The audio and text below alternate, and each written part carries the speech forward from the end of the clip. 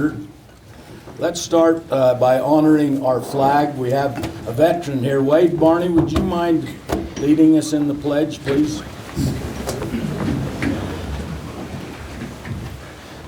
I pledge allegiance to the flag of the United States of America and to the republic for which it stands, one nation, under God, indivisible, with liberty and justice for all.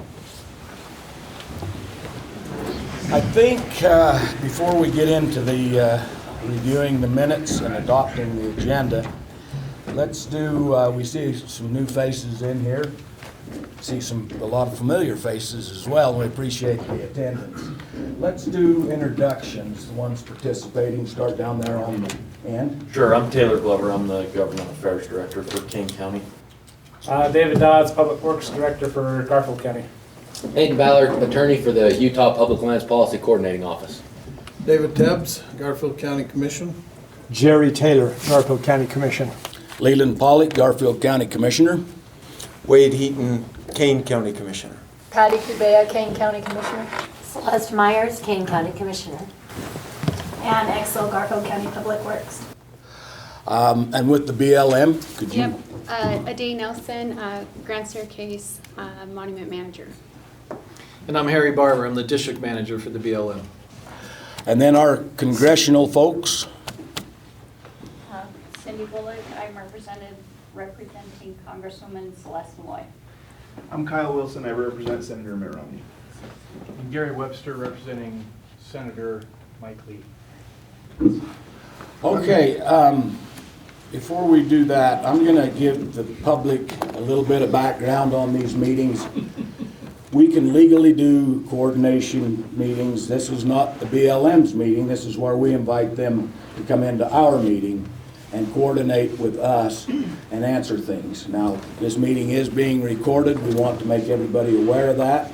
We also want to make everybody aware that we will have this on our county website, the production. So if people anywhere that couldn't attend the meeting want to view this meeting after it concludes, then they can do so on our Garfield County website. The meeting in Tropic the other night, very well attended meeting. That's also on our county website. Anybody can go to that website, watch the whole meeting if you want to. It's a wonderful meeting.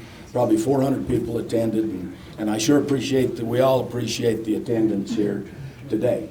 In coordination meetings, they're recorded. They're legal meetings. This is something that these government agencies are mandated to do with us as county elected officials. They're good meetings. This is our third one. We have joint counties participating because half of the monument's in Kane, half of it's in Garfield. So that's kind of how these meetings go, and we just needed to state to everybody that you are being recorded, which is a good thing, I think, to capture this. There is, we put the public comment time at the end for a reason. One, to hold you here through the whole meeting if you want to talk, but also you're going to have something that comes to your mind as we go through this agenda, and you know, when this is over and we start taking public comment, we'll stay here as long as it takes. The BLM, I'm sure, is going to stay for questions, right? And you don't act very excited about it today. So you'll get your turn, and anybody that wants to ask a question, go ahead. With that, I think we're going to start with Kane County. Go ahead and do your approval of the minutes. Okay, very good, Commissioner. Thank you. I'll call this Kane County Commission meeting to order and would entertain a motion to approve the minutes of the meeting. So moved. I have a motion to approve the minutes of this joint Kane-Garfield County Commission meeting, coordination meeting with the BLM. All in favor of the motion to approve? Aye. Aye. Motion passes. Okay, Garfield County Commissioners, I'll entertain a motion now.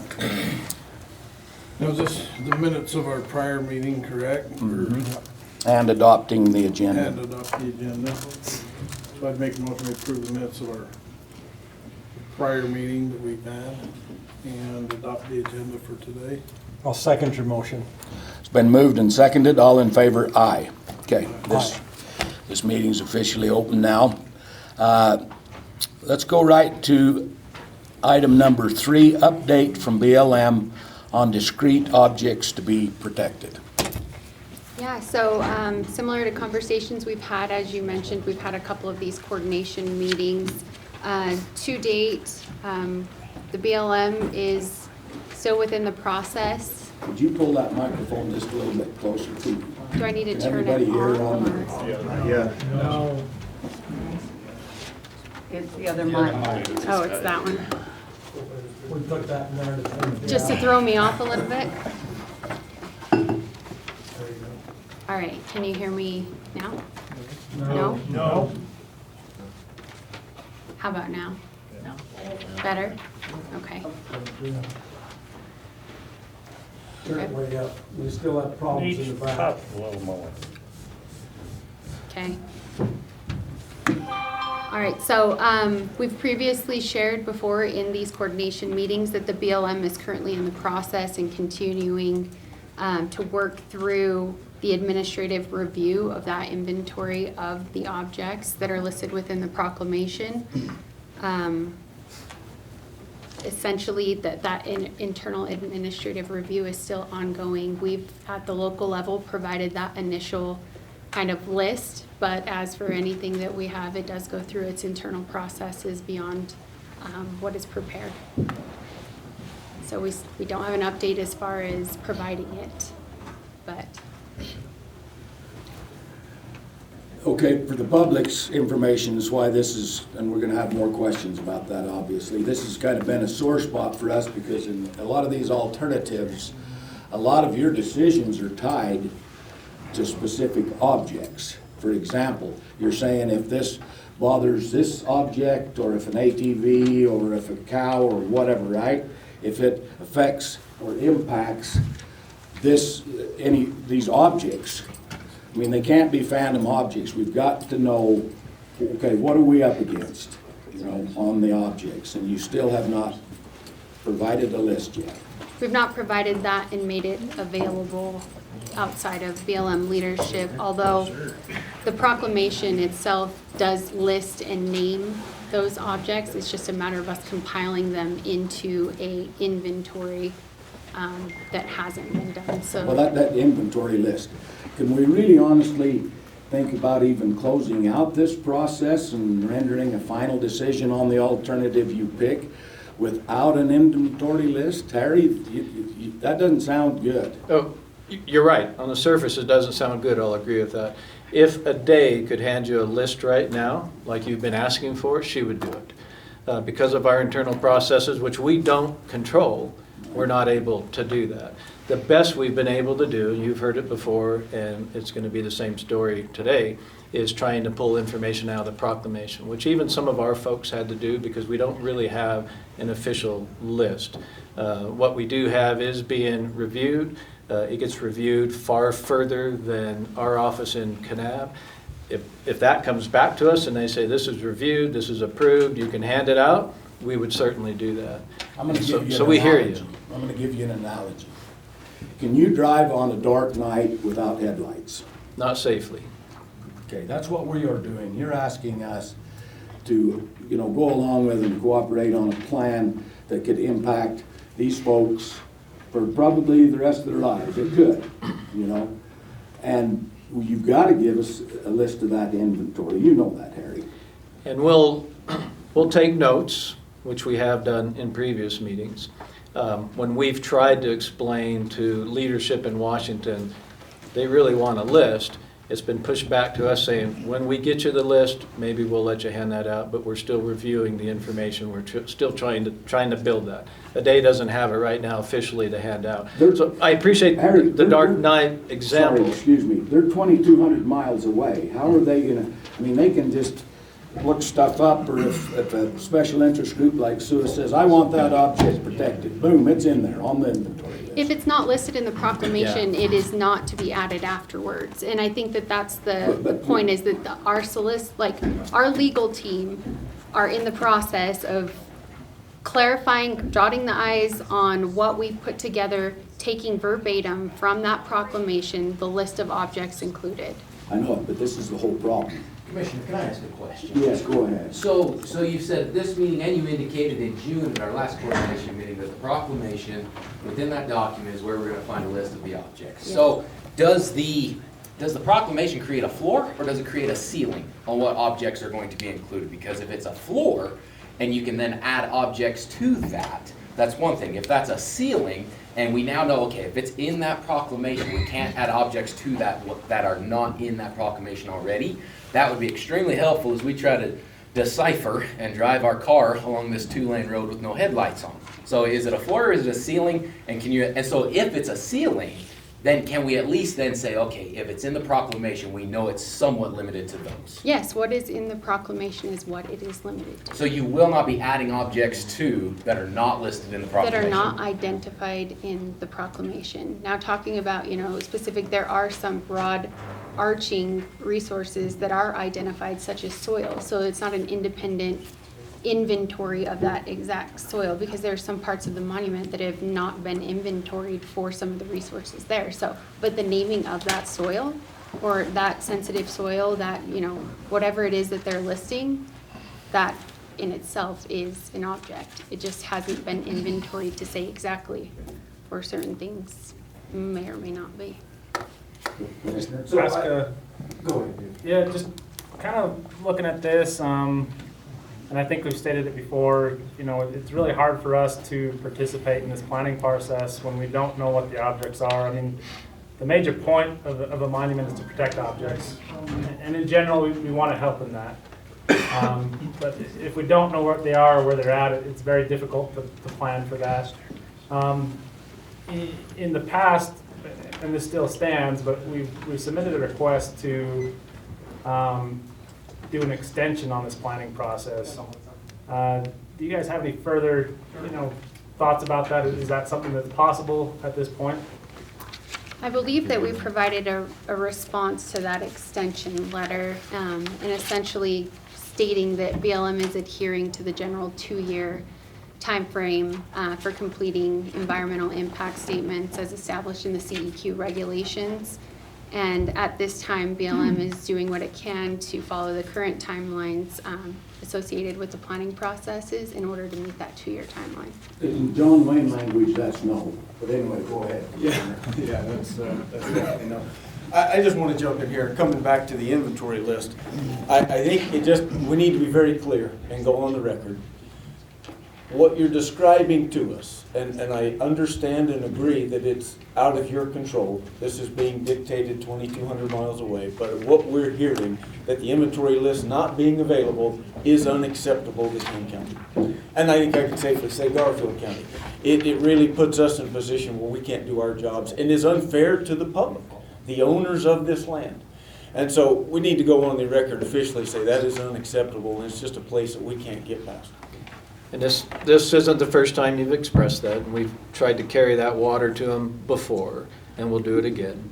But a day is not at liberty right now to produce a list, because a day doesn't have anything that's official. Okay, we know that, Harry. The problem is, you're not making the decisions. Number one, that's a huge problem. And that goes against FLIPMA. You're required by FLIPMA have they even read our resource management plans?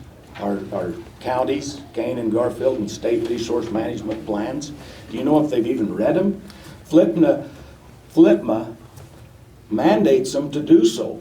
To what extent they've read them, I don't know if they've read it in great detail, but they have explained to us that they're familiar and have read your plan. So what you're saying is you don't even know if they've read our resource management plans? They've told me they've read it, but again, I don't know to what detail they've read it. So that's my question. If we don't know the objects, we have requested feedback from where our plans differ, so we can work through those. That's part of the FLIPMA. We need to work through those resource management plans where they're in conflict. Yet we have 4 alternatives before us. We don't know the objects. We don't know where we're in conflict with our resource management plans to be able to shape the management plan. It's a farce, and I know you guys, it's not in your hands, it's 2,000 miles away, but it's and again, I beyond think belief, and the public needs to know that. We don't have any resources or objects that we're trying to protect. We haven't heard from them. We've requested it over and over for both these, a list of the objects, and we've requested where our resource management plans are in conflict with this. They said they would give it to us. Scott made that commitment in one of our meetings, and he's not here today, but I was hoping he'd be here so he could answer that question.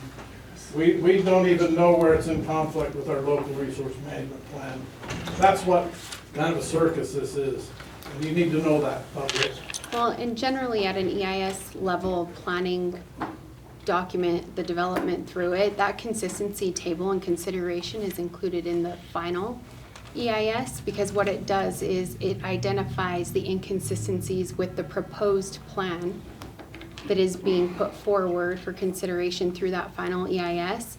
I don't know of and not familiar of an EIS that in draft form identifies all 4 alternatives and how each of the 4 alternatives would be inconsistent.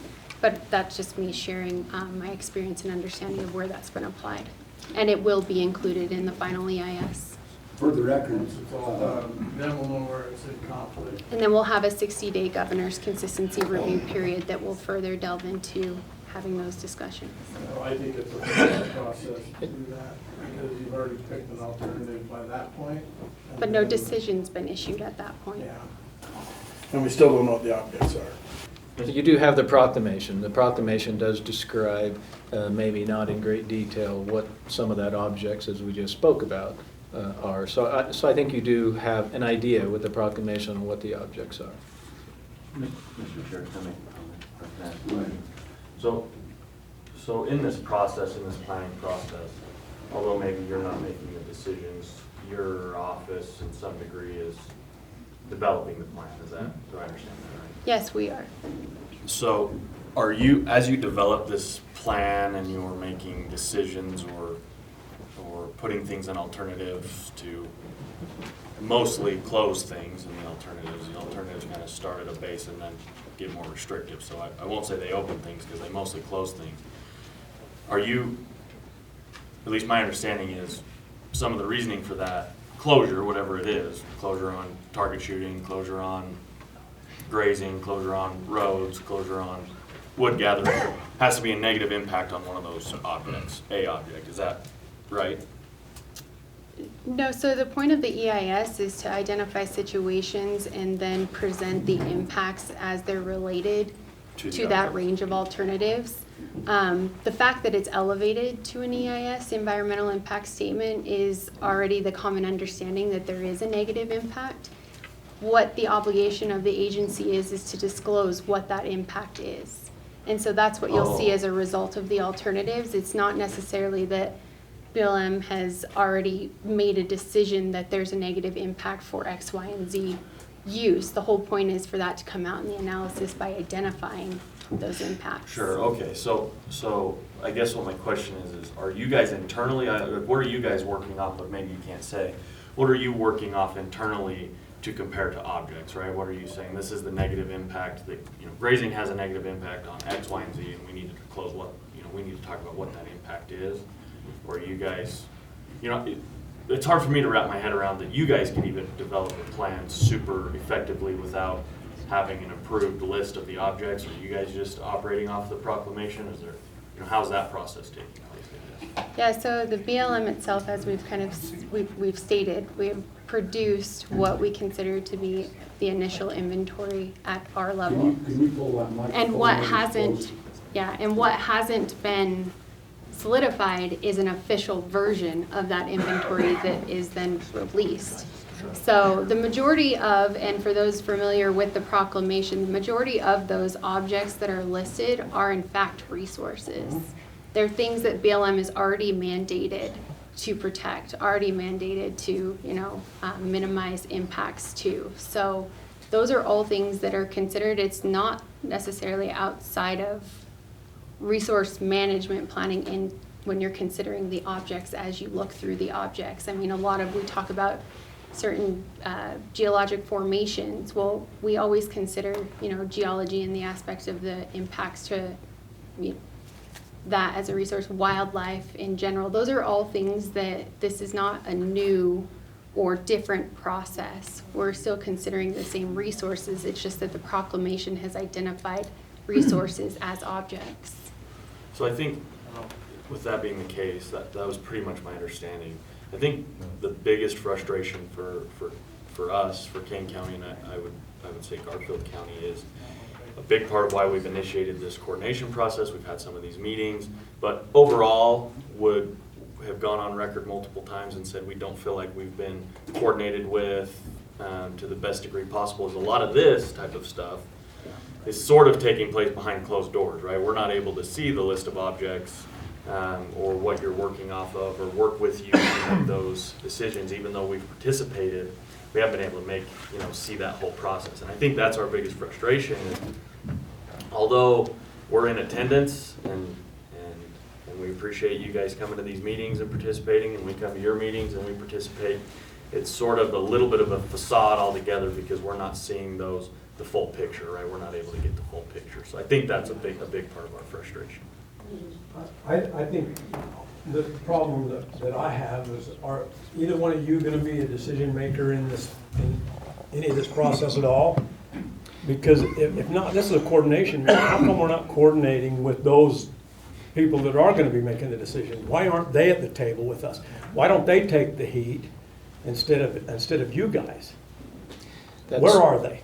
And the decision maker in this, as I understand it, is going to be the state director. And so we do act as voice for the state director. And I think he's been invited several times, correct? He's not gonna have the final say, Harry. I'm not calling you a liar, but you know damn good and well he's not. It's coming straight from Washington, D.C. And that has been told to us, and you're right, there could be changes, but to our knowledge, it'll be a state director, but that certainly can change. Okay, I've got a question for you. Trump downsized the monument. It was a blessing to us, okay? You was there on the resource management plan, same identical process. You was involved, I know you was. Okay, you wasn't shut out from Washington, D.C., and that was under Trump. That was a very fair process. He included you, or we included you, you included us, and we come out with a good plan, which is our preferred alternative, which is the Trump plan, Plan A. You helped write that. Do you really think you've helped write anything in this one? To the maximum extent possible, Day and I, particularly Day, because she's been at this. No, just how much, really honestly, how much have they really involved you? I've had Day's involvement has been pretty high. I've had quite a bit of involvement, if not been in every step of the process as far as even revising things up to date. So I have not been excluded completely. What we put forward sometime based on input received at levels such as these meetings, as well as other meetings that I sit in on, may be broadly accepted across the alternatives that have been developed and presented, but they could be minimally applied to be considered in a single alternative. So I will say that I have been a part of. You don't agree with alternative D though, do you? In my position of what I was asked to do as the monument manager and participating in the development of But the you didn't alternatives. recommend anything in alternative D, did you? The thing is there's no side to be taken with where I stand on the alternatives. It's the process in itself in which we've provided the range of alternatives. There's bookends normally in every So they just process. checked that box, to But say that they included the monument manager. including in the previous planning effort, there were bookends that were presented of more restriction. And So here's the thing, 2,200 miles away, at the end of the day, Harry was really involved in you've got the most experience, he was involved in the last one, it come out pretty darn good. This one, those people out there in DC that are gonna make the final decision don't even know where it's at. They've never even been on the monument. They know nothing about the monument. The only thing they know about the monument is what the special interest groups and these radical environmental groups that are running the White House in this area tell them to put in the plan, and that's what's going to be in the plan. Now, do we have any other burning questions on this agenda item? Chair, if I might. Commissioner. To bring it back to our last coordinating meeting, I actually had asked not for the points of inconsistency, but the points of consistency to be called out so that we could determine how close the draft plan was to our, mandated consistency as far as our existing plan, resource management plan. And we were told that initially, Mr. Whiteside said, yes, we could provide that fairly easily and we're willing to, if you remember the CNAB meeting.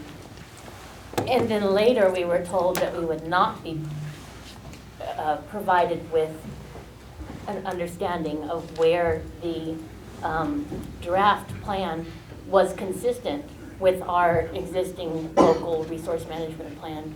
And even the small ask like that, show us where we agree, which in my opinion was a step toward working together, towards shared goals, and towards points of agreement. Even that was not allowed. And I really do agree with my fellow commissioners. This isn't enough time. You all are demonstrating that you have not had enough time. It's been over 6 months since we last asked for the monument list of objects, the inventory. That hasn't been enough time. And so to think that 3 or 4 months of you all analyzing the public comments would be enough, it's just not. And so that's why, again, we ask for an extension of at least a year. Thank you, Commissioner. Anybody else have a comment? Just one quick follow-up, Commissioner, if I may. Go ahead, do that. Taylor brought up a good point there a minute ago. He said we feel like we've been listened to and there's not. Several months ago, I was in Fredonia, Arizona for another national monument meeting before they designated that one. And at that meeting, one of the representatives from the congressional delegation said, you know what, we appreciate this meeting and we will listen to you every step of the way as we go through with this. And that's his words. And the problem is he said, we'll listen to you every step of the way, but we're still going to do it. And so that's the problem, is I think that's what has been expressed from multiple people up here on this board, is you've listened, but you haven't done anything with it. It's just, you give lip service to these coordination meetings. We say what our concerns are. We receive requests to say, hey, from like Commissioner Myers down there, hey, we want to see where it's consistent, and we receive lip service. We listen to you, but then nothing changes. And I think that's the flawed process. So going forward between now and the release of the final draft, I guess my question is, how does the BLM intend to rectify that and actually do more than lip service, not just listen, but then listen and take action?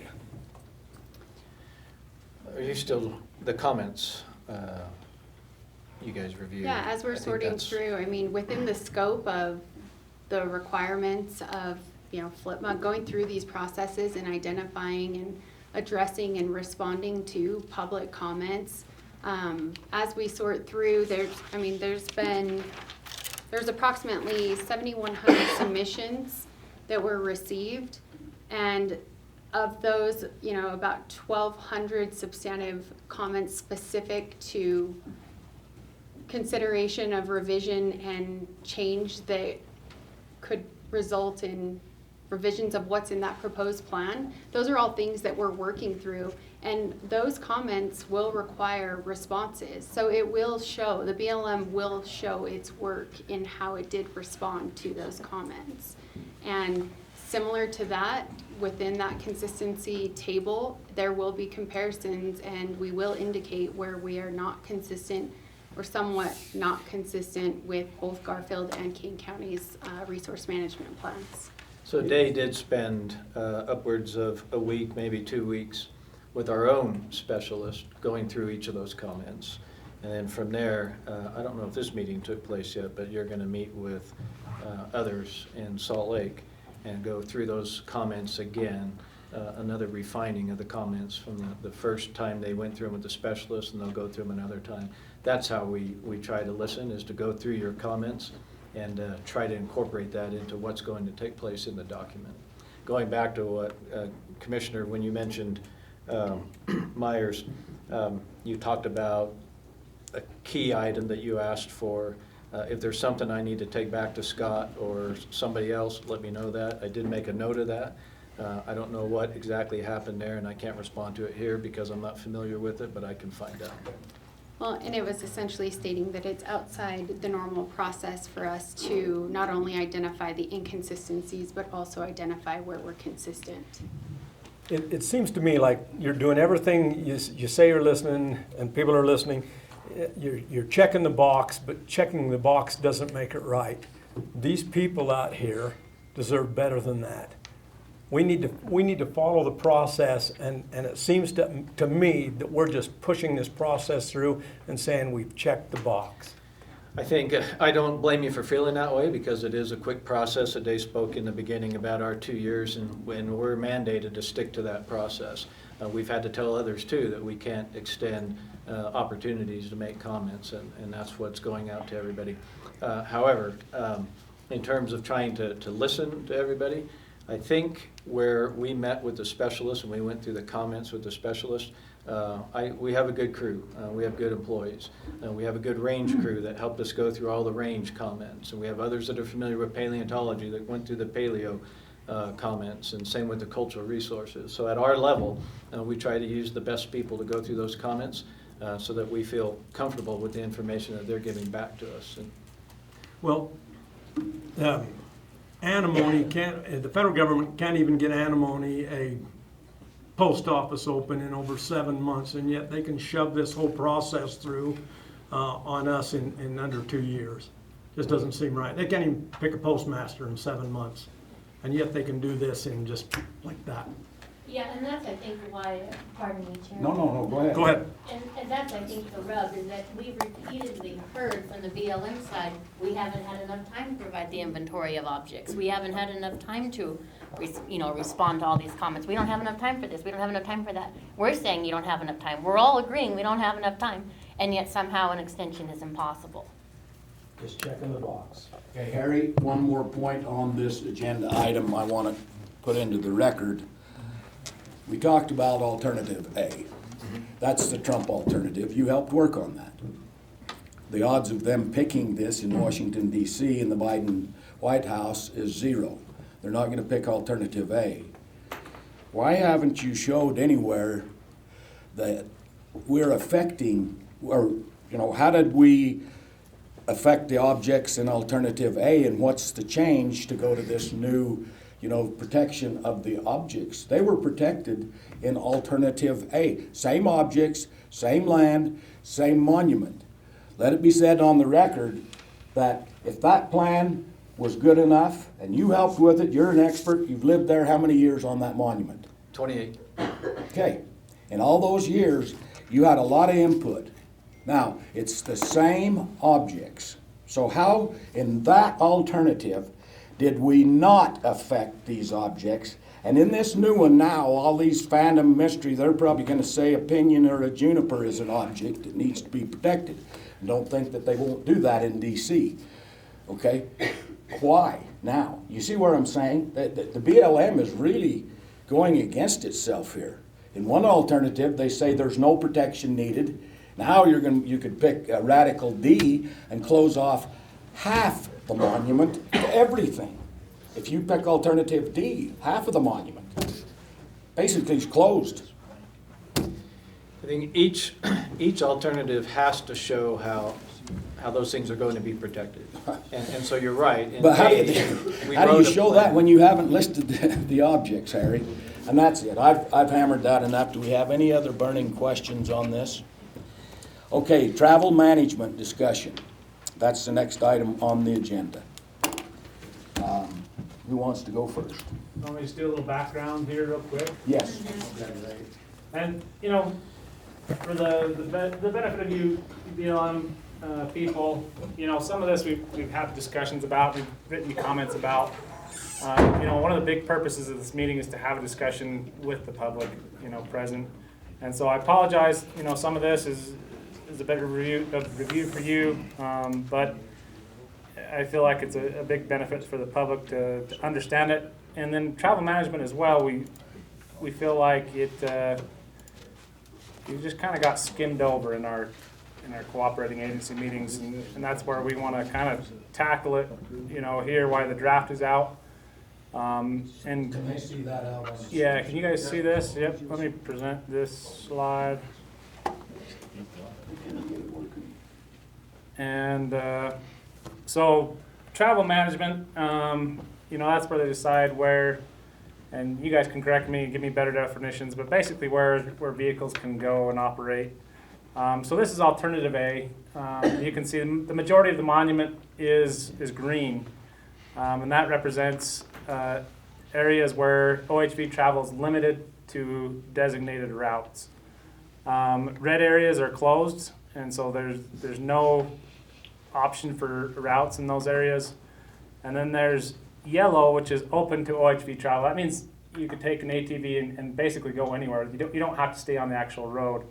And if you can find that yellow dot, I'll give you $1. But there's a very small area near Escalante where it is open to OHV travel, which I understand Escalante appreciates. That's where they can go recreate and kind of have a little open area. So it's a very tiny speck right there out of the whole entire monument. That's where it exists. And so this is alternative A.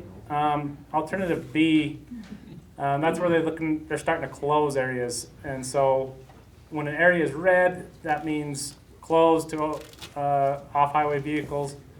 And that even if there's a road there, an existing road there, you cannot travel on it anymore. And so these black roads here,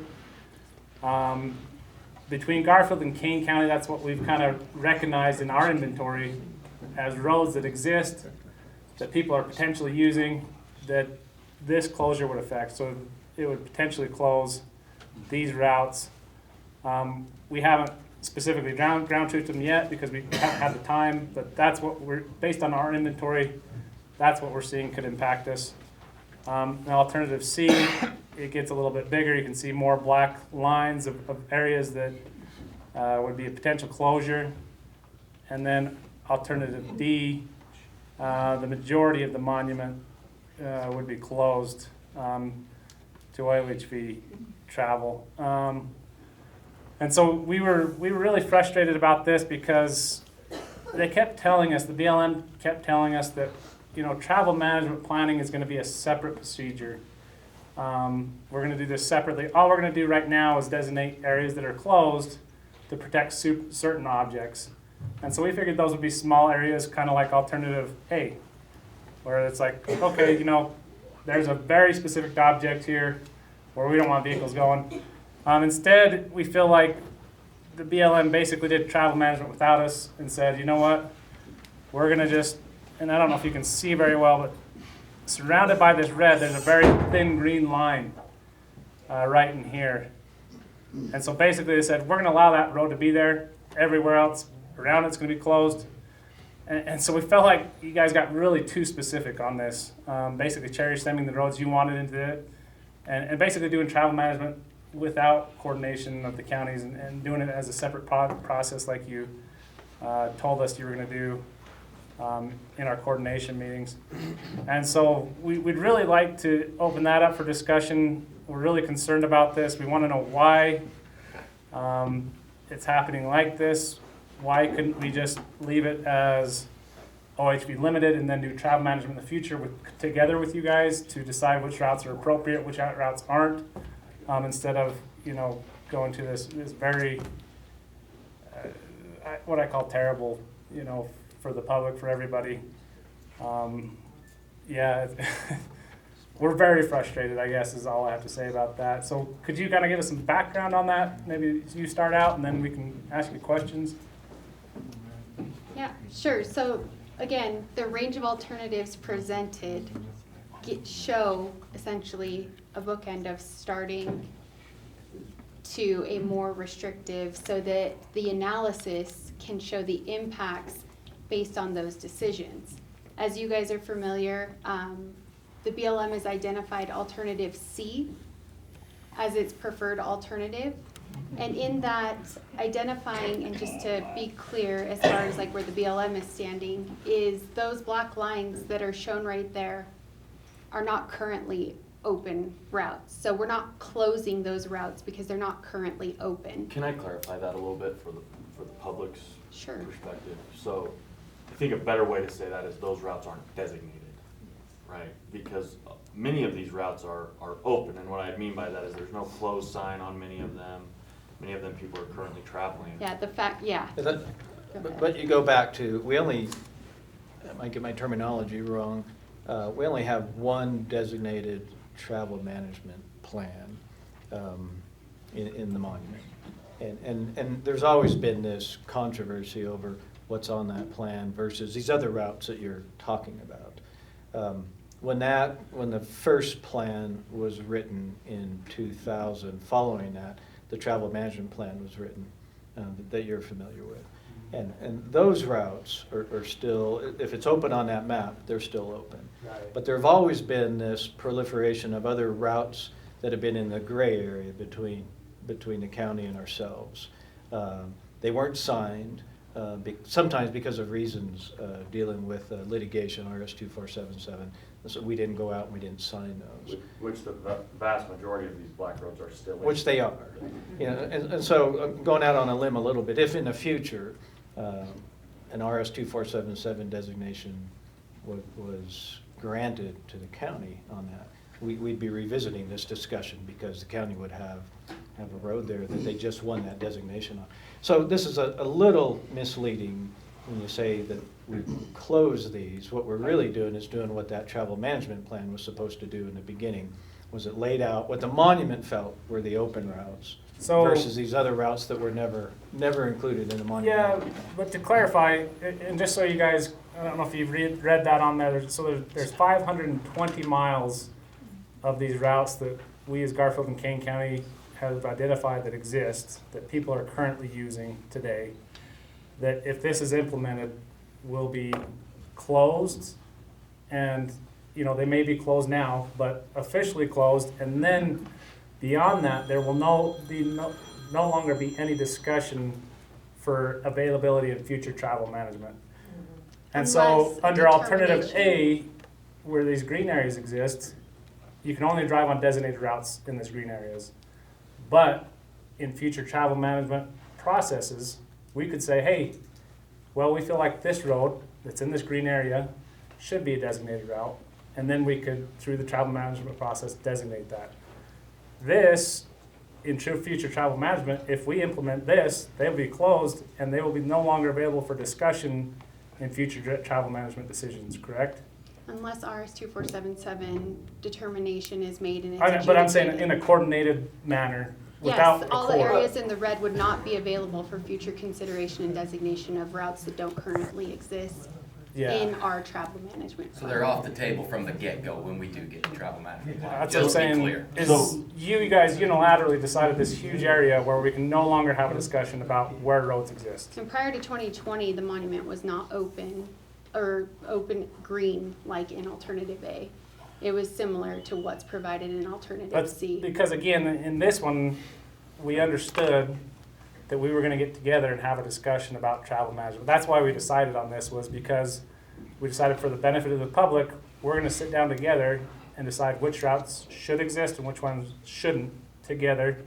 Because we, Garfield and Kane County, are the experts in travel management. And you guys promised us, in the future, we'll go do travel management. Let's leave it all open and we'll do that process later time. Now you have given us this. So what may have been promised in 2020 as far as like the entire area being OHV limited, there are still restrictions in place that would not allow the BLM to consider new routes even in those areas that are green. And it's specifically to do with the fact that 880-something thousand acres of what's within the monument is within a wilderness study area in which BLM does not have the authority to designate a route within WSAs. Yeah, so to that I point, just gotta say this, for the public.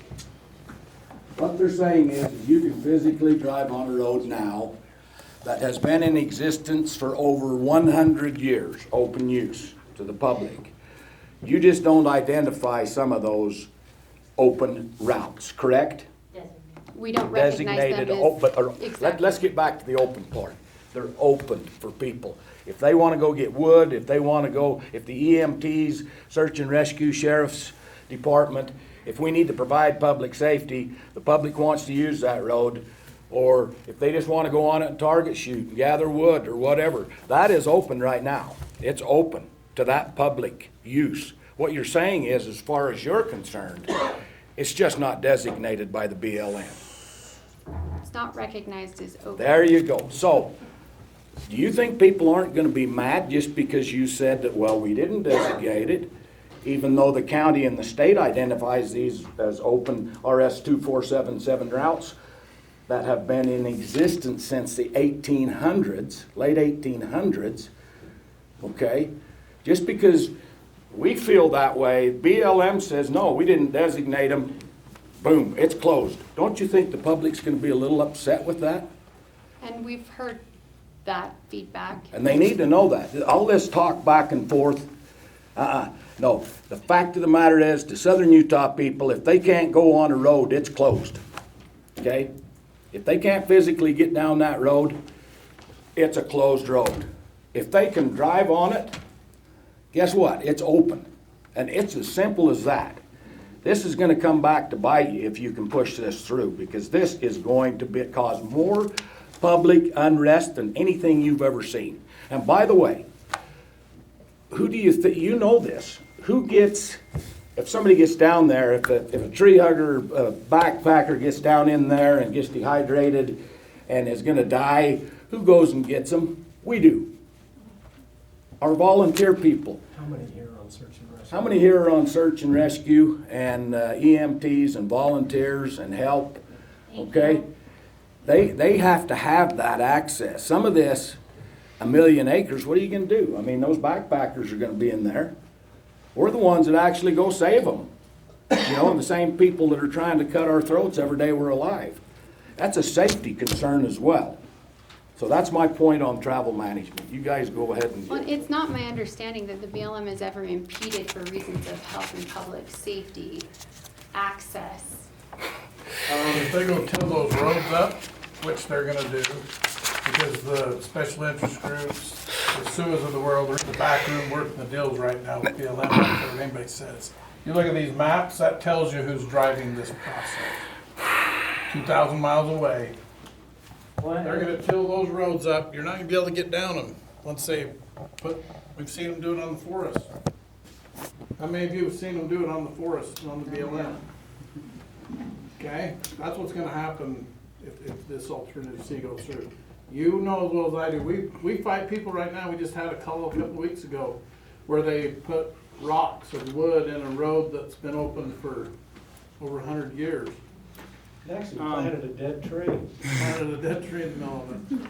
Well, and to that point, you know, most of these roads are maintained through use. You know, a lot of these we don't actively maintain with a grader. They're maintained by travel and the disturbance that travel causes. So, I mean, even if they don't till them up, you know, they become overgrown. You know, things like that will impede EMS services, and that's one of our concerns. You know, a real big issue we have though is how much of, you know, who maintains those roads currently? Which ones? Which, I mean. Any of these roads in Garfield or Kane County, who Well, maintains? like you've just said, most of them are not regularly maintained. Most aren't, but who maintains the ones that are? The ones that are maintained are regularly maintained through assistance with the county. The county, right? And so our biggest frustration is, I wouldn't call myself an expert in anything, but Garfield and Kane County, we have the expertise for travel management in these areas because we maintain these roads. We are regularly accessing them for our emergency services. And our big frustration is, I don't think we talked about this hardly at all.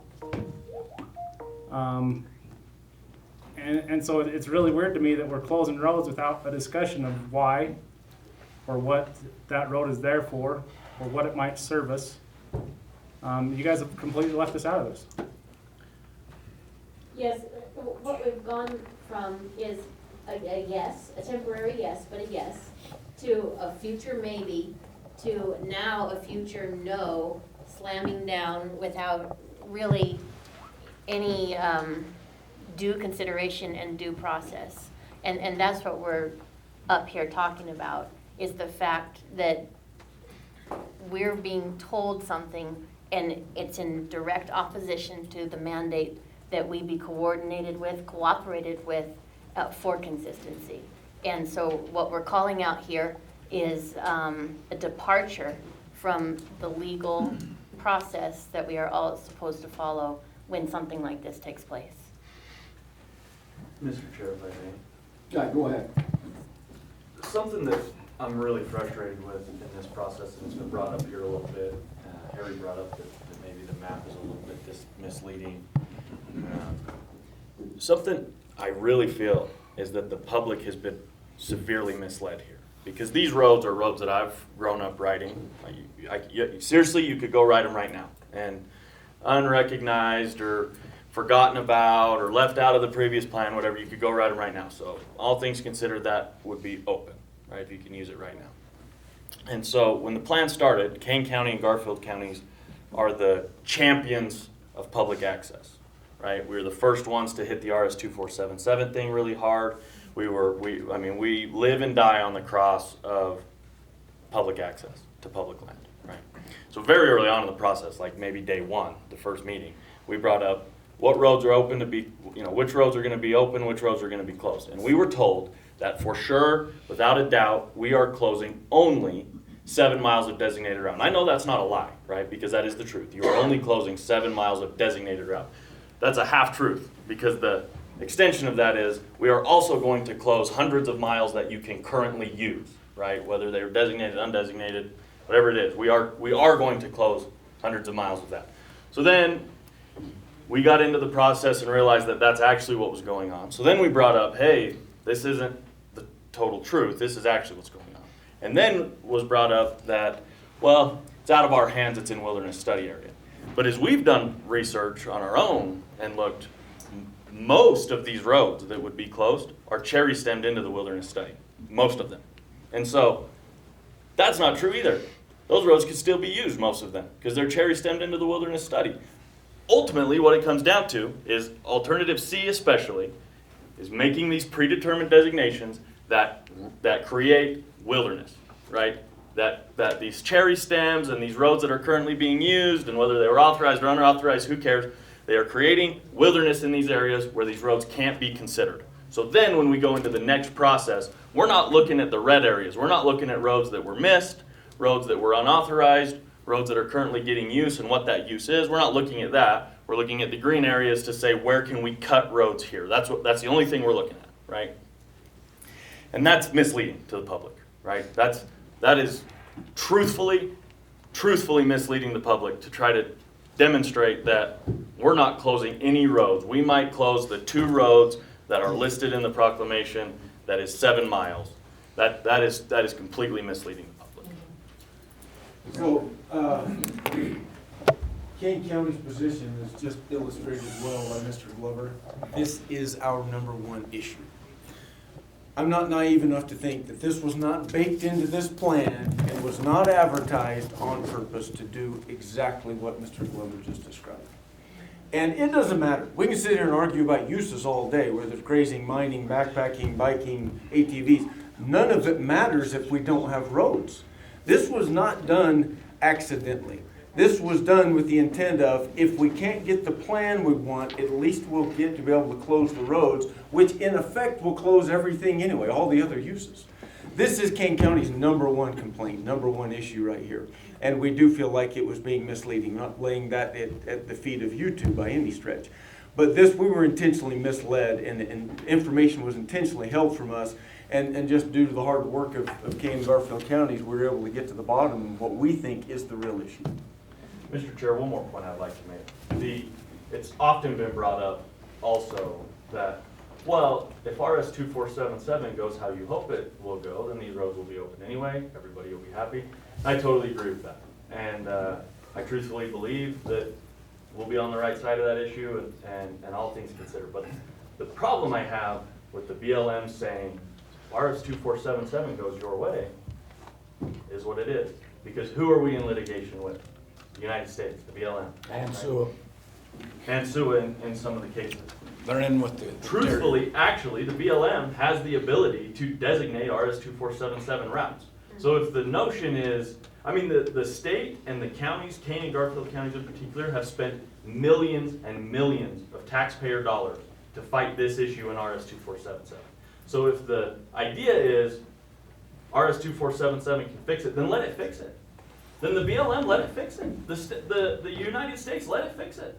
You can. You have that ability. You are the only people that have that ability, right? So don't come in and say, if RS-2477 works, then it works. In the same breath, be the people fighting us on RS-2477 all the time, tooth and nail. I mean, just dragging it out over decades and decades and decades. That's the United States' fault, right? If RS-2477 is the solution, then let it work, right? So these are good point, and we feel the same way in Garfield. Let's make it clear that these are D county roads. These are county roads. Some of these roads were identified on Kane County maps. We have maps that go back into the 1800s, correct? Dave Dodds, correct? Yep. So these roads are showing up on maps that you don't identify as designated routes, whatever, you know. They've been there that long. The BLM was created in 1934. A lot of these roads you're saying that you have jurisdiction over and you can go close were there before your agency was even created. And by the way, in 1934, it was done under the Taylor Grazing Act to manage grazing. Okay? That's what the whole agency was created for. Now, moving on, we have some concern about the signage. Our sheriff has some concerns about the signage. What update can you give us on the signage, on removal of signage on trailheads and moving trailheads? What, is there a specific concern on the signage? I did talk to Sheriff Houston about a concern. Would you coordinate with him on that again? I did, and he, is he here today? Yes. Because Sheriff? I think you and I had a discussion about a trailhead issue. There was some signage, and perhaps your family and some friends got a little disoriented.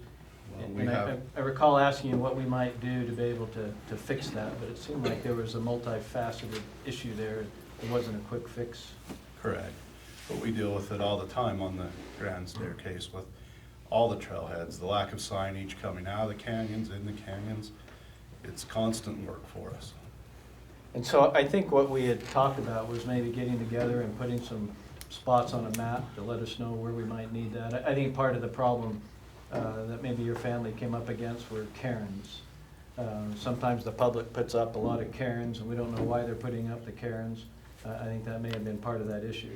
And I think the problem of that is the removal by your people of those cairns and the trail markers. Because they get set up, people set up so many cairns, we don't know which cairns are which. But I'd be glad to put something in those areas that are a little more permanent for cairns, if we can get together and put some spots on a map where you think there's some problems. Okay. Okay, so next point. Thank you. On travel management, again, you're not complying with FLIPMA. You're not complying with our state resource management plan and our 2 local resource management plans. Why? Number one, on this issue, these are county D roads that are on our county maps, that are in our county and state resource management plans open for use, and we have 0 tolerance to closing roads. Okay, I'm gonna make that point, and you violated FLIPMA again. Second point, you said those folks back in DC has read our resource management plans. I'll be back there in March to my National Public Plans meeting. This is on the agenda for that as well. Again, the National Associations, by the way, supported my resolution to oppose this resource management plan, which is, what, 3,000 counties? Yes. Counties in New York don't even like this plan, okay? So there's another violation of FLIPMA. You are mandated, Harry, you know this, you are supposed to comply as to the greatest extent possible under FLIPMA, okay? To comply and kind of match up and use our county resource management plans. And the reason I keep hitting that hard for the public is because they're mandated to do it in the 1976 Congressional Act, correct? Hazen? Yes, sir. Okay. By law. By law, By law. not rule. So we need that on the record. Any other burning questions or comments regarding travel management? One more comment I would make is just specifically what the ask is, or maybe what part of the ask is for this that you take back to whoever. Is what we're asking for is that in all alternatives, travel management be able to happen appropriately. And that also would include undesignated routes, that we can go through travel management, which is a separate process that includes a separate public process, public comment, all the things to involve the public to let people know what's going on, to open this up so we can go through travel management in cooperation with the counties and with the state, with your resource specialists. We can evaluate roads. We can look at the uses, the history, how long they've been there, what kind of legal action they're in, and then we can make identifications to roads that are legitimate roads, that aren't just proliferation or aren't just people, cross-countrying or anything like that, but roads that have been established and been used, that they be allowed to be handled in travel management, which is the appropriate way that roads should be handled. That's, Harry, just one. No, you go ahead. I was gonna. You want to, you asked for our help on signage, why don't you ask for our help on road closures as well? Like physically going out and closing a road? If your agency goes to close roads, ask for our help. Communicate with us. That's what I'm asking. You'd like for us to communicate with you? We'd like you to not close the road. We don't want you to close the road. Well, we can come to you and ask for Just don't help. close the road, but yet you want help on signage. That's why I was looking a little like the headlights. Point is, yeah, I can see that. If you're asking me. We don't want any close. That's right. For John Wayne language, what the frustration is you're willing to take our input on signage, but you're not willing to take our input on public access. And by the way, that is section 202C 9 of FLIPMA. If you want to read it again, that you're not in compliance with, and I want that on the record as well. Commissioners, do you have any? Okay, so on this specific day, that's your assignment. I'll be back there, Jerry and I think we go back in February, correct? February, yep. February. I'm serious about that. I want to know who in Washington, D.C. is this Phantom person back there deciding on this monument. And I want to go talk to him, okay? I want to talk to him face to face. At least you are here taking the brunt of this. And by the way, the brunt hasn't even started. You start doing some of these stuff, Harry, you'll probably retire. You've been around forever. But you're just starting out. You're going to have a mess on your hands. So we're actually helping you, to be honest, because this is going to be a nightmare for you. Moving on, we have no more questions regarding... Oh, go ahead, Commissioner. I did neglect to say one thing, just to be clear, in case it hasn't been stated before. With FLIPMA, we are supposed to have cooperating agency meetings, which are private meetings between the agencies and the counties and other entities. And then we're supposed to have coordinating meetings, which is such as this, a public meeting where the public can attend. One major rub for us is that we were not granted prior knowledge, as we should be according to the law, what exactly this travel management plan or the designated routes would be in cooperating agency meeting. And that is a violation of FLIPMA, as has been discussed before. I just want to be very clear to make this point before we move on, that what was supposed to have, our rights were taken in that we were supposed to, as a governmental entity, a cooperating agency, have prior knowledge and the ability to tell you privately before it goes public, hey, that's not going to work because of blah, blah, blah. And we weren't. And so that's what we're up here talking about, just to be clear. Thank you, Commissioner. Moving on, this is another sore spot, and it's a personal issue with me. Wood gathering discussion. A lot of this wood, as I've stated before, I grew up on that monument. It's old chain railed areas. BLM went out years ago and chain railed it, which so means if we go out and we get that wood, which a lot of folks do, they're actually helping you clean up, okay, what the leftover dead wood basically. Back when we actually used to try to make the land healthy rather than just lock everything up. You know, we do reseedings, we do chainings. A lot of that wood is this type of wood that they would not be able to gather. Second point is there's no natural gas over in that area, and you know, the income, I'm not putting them down or any, but their income in that area, that doesn't compete with the Wasatch Front or anywhere else in urban America. These folks get by on very little, and they can't afford to heat their homes. When I was growing up in Tropic, Utah, I'd go to both of my grandmother's houses. There was not a drop of heat other than wood-burning stoves and fireplaces. I would bet money there's a lot of those homes still in existence that rely heavily on wood gathering. So I wanted to hit that hard. And by the way, wood gathering, Harry, I mean, come on, you know that's ridiculous that you're trying to get rid of wood gathering. For hell's sakes, that's just old BLM rangeland. But with that, I'll open it up to the panel. Yeah, just a real quick background for everybody. So again, throughout the alternatives, alternative A, no change. Basically the wilderness area, wilderness study areas where previously you could not gather wood, but they would allow both commercial and non-commercial wood harvesting in those green areas. Alternative B, it's going to expand that a little bit, take out, there's some old state sections that were in there, they've closed those. And then this is alternative C, the preferred alternative by the BLM. Those green areas, all those huge green areas are where you can go gather wood. Being ironic there. And again, you also take away the commercial wood harvest tool out of your toolbox. I recognize that commercial wood harvesting doesn't need to be completed everywhere, but I do recognize that it is a tool that these agencies can use to clean up the forest, and they've basically taken that out of their toolbox. And for some reason, I have no idea, I agree with Commissioner Pollock, I have no idea why you would limit non-commercial wood gathering to just these areas. There's not enough people in Garfield County to gather wood every day for the rest of their lives to make any impact on any wood resource.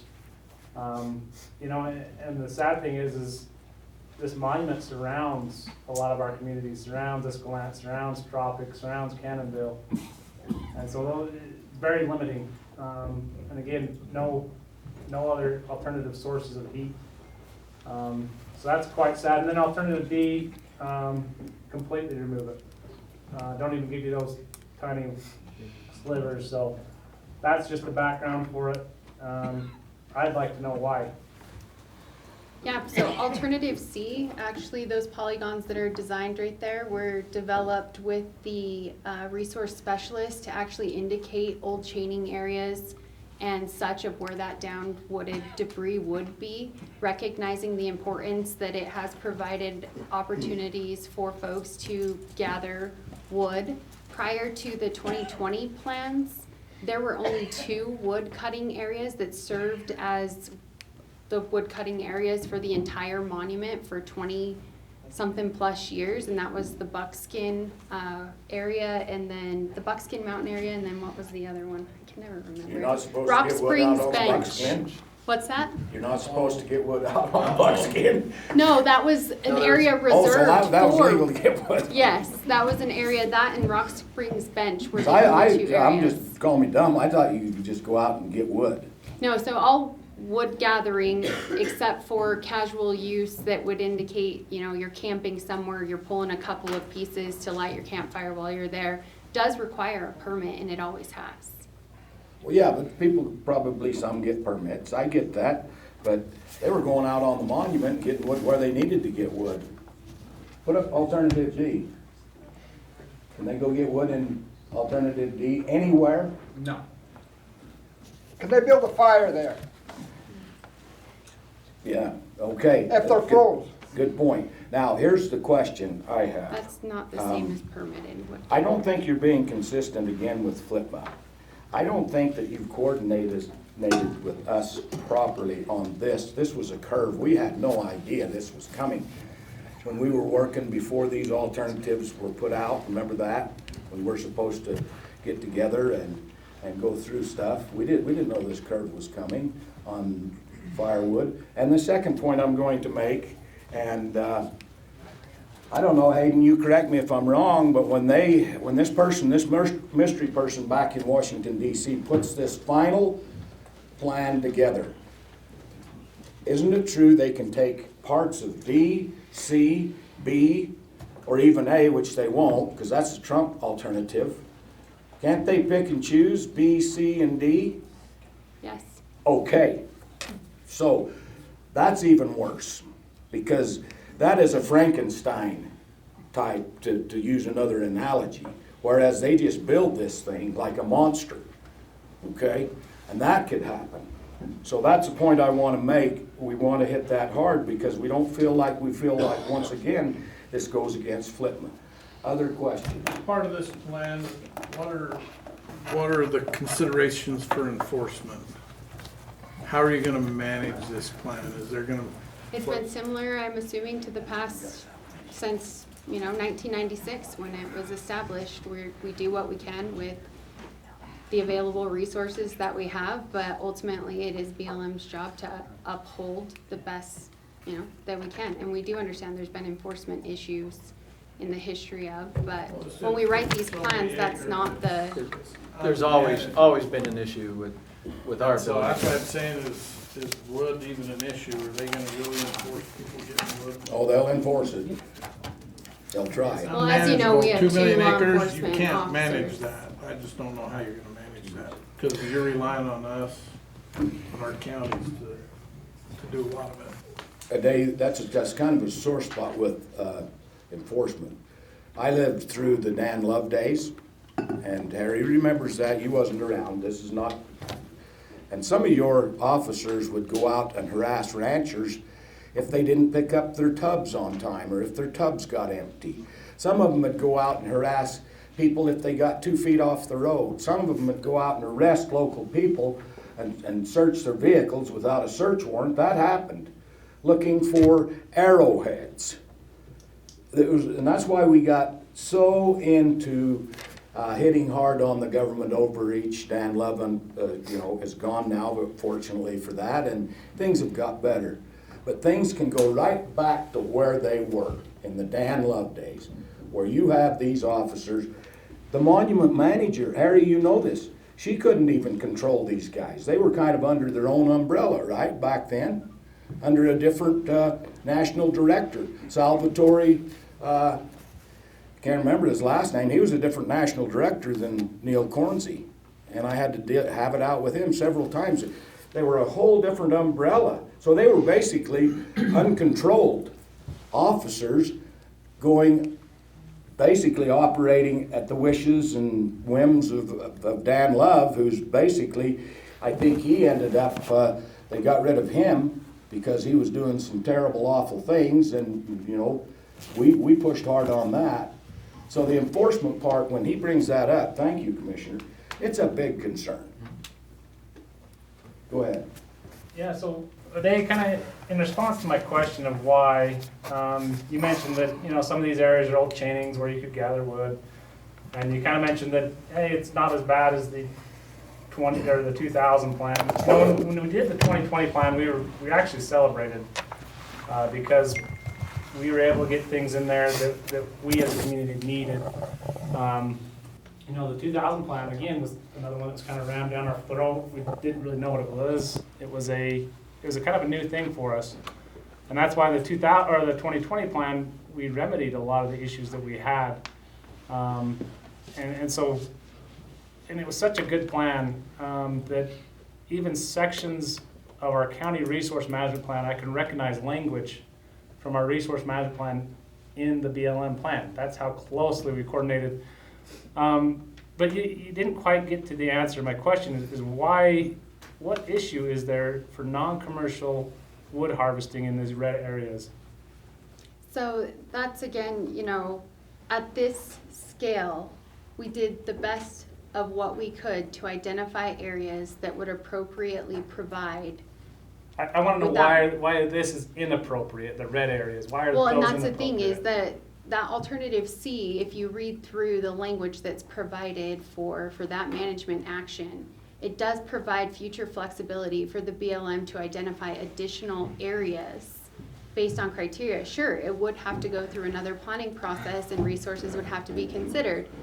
But that's the thing is, that's the process it would go through. But that's what I'm saying. Why can't it just be green right now? Why can't we do that today? I mean, if you were to tell me there's specifically an object here that is just really going to be impacted by this, I'd say great, and we'd leave it at that. Problem is I don't know. One, I don't know what the objects are. Two, we haven't really analyzed what commercial or non-commercial wood gathering would do to any specific object. So it almost seems malicious to have all this red near these small communities with no other alternative source of heat, especially without knowing why. Go ahead, Hayden. No, just to follow up. As written, NEPA is supposed to dictate processes, not outcomes. And so in terms of processes, two glaring things that I see missing, and I'd like your input on this as to why it's not in here. Two things. So on the non-commercial wood harvesting, growing up, I grew up in Fredonia. I'm sure it's the same way around here. Your youth groups and your churches, every winter you go out, you cut, you split wood, you haul it, you bring it to the widows in the congregation, and so you provide that service for them because they can't go do that themselves, right? And so as I'm looking at alternative C and D, I see, okay, so there's no environmental justice analysis, right? NEPA is about processes and analysis. I haven't seen any analysis in there about the environmental justice implications of what you're going to do to low-income and elderly folks because they can't go get their own wood, and if we can't go serve them by going and non-commercially harvesting that wood. So that's going to have some major impacts on them, as Commissioner already described, right? And not just in those chaining areas. I mean, this is monument-wide. I haven't seen that analyzed in there. The second thing I haven't seen analyzed is the commercial wood harvesting. When people think commercial, they think of big logging operations. They remember Kayabat back in the 90s. Commercial wood harvesting, when I was in high school, I would go out, I would get a permit, I would go cut down dead cedar trees, chop them, split them, and I would sell them by the cord. And so that's how I would pay for whatever during the school year. And I know there's a lot of people that supplement their income by doing that during the winter around here. And so I haven't seen that analyzed in there. And that's kind of getting to bullet point 7. And I don't mean to jump ahead here, but that economic analysis on what that's doing to our local communities. In DC, $200 a cord isn't a big deal. In Panguitch, Utah, that's a big deal. So I haven't seen that analyzed, and I'd love to hear if you guys are going to include both of those things in the final. So I know that the state as well as the counties did provide those comments within their comment letters, and as we kind of specified at the opening of this meeting, BLM is still working through reviewing those comments and providing response to those comments, and they will be responded to. At this time, I don't think it would behoove Harry or myself to provide a response because that still needs to be worked through. And thanks for the non-answer. You're welcome. Okay, is there any other burning, go ahead, Commissioner. Chair, with your permission, the U.S. Forest Service and the USDA are currently asking for more or less a blanket EIS for all of their lands so they can practice adaptive management to include nurturing old growth forests with some judicious thinning practices and things like that.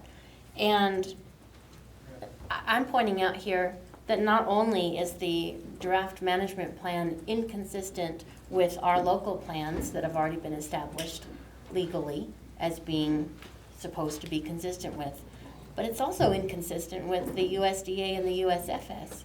And so I'm just bringing out here the lack of wisdom, in my opinion, of this approach of stopping the thinning of forest, which the reason for thinning of forest is for the health of the individual trees, but it's also a wildfire management and prevention tactic. And I think you're shooting yourself in the foot by even considering not allowing what amounts to thinning. And so please consider that. I think that that's conflating vegetation management with the actual, talking about wood gathering. We're not limiting the BLM, the agency's opportunity to have that tool in the toolbox to do those thinnings through our projects for maintaining of healthy forests and restoration. So you're taking a giant component that would help you with that project for free. We know how underfunded BLM is. And yet, and here's this population of people that would benefit in a win-win situation by them being allowed to help thin the forests and keep them healthy and prevent wildfires. And instead, we're thinking that the federal government will be funding it from imaginary dollars. I don't think that's realistic. Okay, go ahead, Harry. Yeah, this kind of gets back to Hayden, your question and your thoughts. It's not a complete answer, you're not going to like everything, but as you were saying that, I've been involved in the first plan, the 2000 plan, which, like was said, some people felt was kind of slammed down their throats. I was involved in the 2020 plan, now this plan. The good one, the Trump plan. Yeah, the Trump plan. The monument has always been different, right, for us. I woke up one day back in 1996. I worked for the BLM, and all of a sudden we had a monument. And we've tried to figure out how to work within that arena of being a monument. There were people that wanted the monument to go to the Park Service. And we battled with that in the beginning, and then Interior said, no, BLM, you're gonna keep it and try to manage it. And it's been a difficult thing to try to manage this monument, because it's different. We have a proclamation, and every time we write a new plan, there's a different proclamation. You read the proclamation now, and it says things that the previous proclamations didn't say. But getting back specifically to the wood, we do manage the other BLM units differently than we manage the monument. And so just for the people around Kanab and Fredonia, we do have the Kanab field office, which is much different in terms of being able to go out and collect firewood and gathering. And so that provides a little relief for people that are trying to do it there. Question. Harry, in 1996, when it was made a monument, Yeah. was you informed, did you help in that process, or was there any local people involved in that process? Back in 1996, I was a happy-go-lucky wildlife biologist who spent all my time on the Caparrots trying to figure out where to release bighorn sheep, and I didn't have to get so involved. So my involvement was in the wildlife. I don't believe our governor was even involved. No, he's testified on the record, he didn't even know, back at a natural resource hearing in front of Congress. I know I was there, I heard him say it, and I testified on the monument back then. Here's the final point. I think everybody's had a chance to ask questions, correct? My final point, once again, Section 202C of FLIPMA. You're required to comply with that law. You're not in compliance for obvious reasons on wood gathering. The second point I want to make, for those that are here, I really appreciate you being here. This is a packed room. We're trying to get to where your part of the meeting comes in, where you can make comments and ask questions on the record. Now, why is that important at this one? It was important in Tropic because the public really has used that meeting now that they can view it, okay? It's important here for a different reason. This is all going on the record. So if this decision is rendered like we think it's going to do, like if they pick alternative D on a lot of things and stop a lot of this, you know, that's going to be very helpful when we fight that, and we're going to fight it in court, we're going to fight it politically, we're going to fight it every way possible. So your comments are very important. Last thing on wood gathering, my two grandmothers, by the way, was widows in Tropic. And this is an ecclesiastical area that you shouldn't even be going. You'd be ashamed of yourself. A lot of these wards that he spoke about on that monument, and you know, you've been a bishop, Harry, you know. I mean, how important is it, and how dumb is it for you to interfere with our custom, our culture, and our heritage, and the way we exist as human beings? just because of this. So, moving on, we're gonna go to target shooting. On the monument, Dave's gonna go over it. In alternative D, is there anywhere they can shoot, target shoot? Can't see anywhere on alternative D. The burning question I have, and then I'll turn it over to Dave and everybody else. How's that gonna affect the Paunsaugunt hunters that wait 20 years to draw a Paunsaugunt tag? How's that gonna affect them? Are they gonna go after hunting next if they're gonna take away target shooting? Not if we have our way. That's not the intent. Well, what if somebody comes down, yeah, but in this alternative, and the target shooting is out? Doesn't that open the door for some of these special interest groups to say, there's no guns allowed because of this target shooting and blah, blah, blah, blah, blah? And by the way, if you go hunting and you come from somewhere else in the state, first thing you do is you go sight your gun in. So if they're out there sighting their gun in on a Paunsaugunt hunt and they've got a Paunsaugunt tag, they're gonna get a ticket. Those are all very fair points, and we've actually had these conversations to provide additional clarifying language that will be very clear to say that in respect to lawful legal pursuit of wildlife, these restrictions do not apply. So sighting in your gun because you have you have been permitted your hunting because So you've put it in there now that they can do Yes, it? and those are all things that are being done. But they can consider that. It hasn't changed from what we've seen. Has it changed No, from what you've seen? it says in there, it states that target shooting does not include lawful pursuit. It's just we're refining that language based on additional coordinates. How do you define, I think what's your definition of target shooting? We're also working on providing that refined language based on our consultation with UDWR and PLIPCO. But target shooting is meant to include, I don't want to quote it right now because I know I'm going to butcher it. And I know, Hayden, you've been a part of those conversations. I would, if you want to add in about those efforts and what we have done to come to the table and come. Yeah, you're talking about the Dingle Act. Well, through the Dingle Act, it does require consultation, Did you and those do are that? points, yes, we are currently doing that. So just for the public, the Dingle Act was passed in 2019, and it requires that if the federal government closes any area on federal land to target shooting or what they call recreational shooting, they have to first consult with the state wildlife agency. So in that case, Did they do that? to a limited degree, enough to check a box, in my opinion. And so I guess from our perspective, there was some limited consultation that occurred after we requested it. But there's still some glaring holes because that consultation is supposed to occur at the front end. It occurred once the draft EIS had already been released to the public. And so we weren't involved at that front end, and then the input we did have was disregarded. And so at this point, I guess my question then is, to fulfill proper consultation, we've talked a lot about coordination and consultation under NEPA and under FLIPMA. But under the Dingle Act, we have a whole nother level of consultation that hasn't occurred.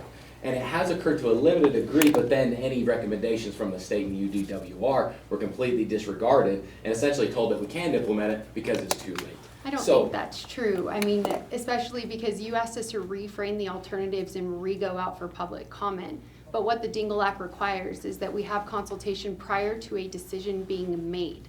That is what we are doing, and we have taken seriously the input that has been received through those multiple meetings, including a meeting with our state director.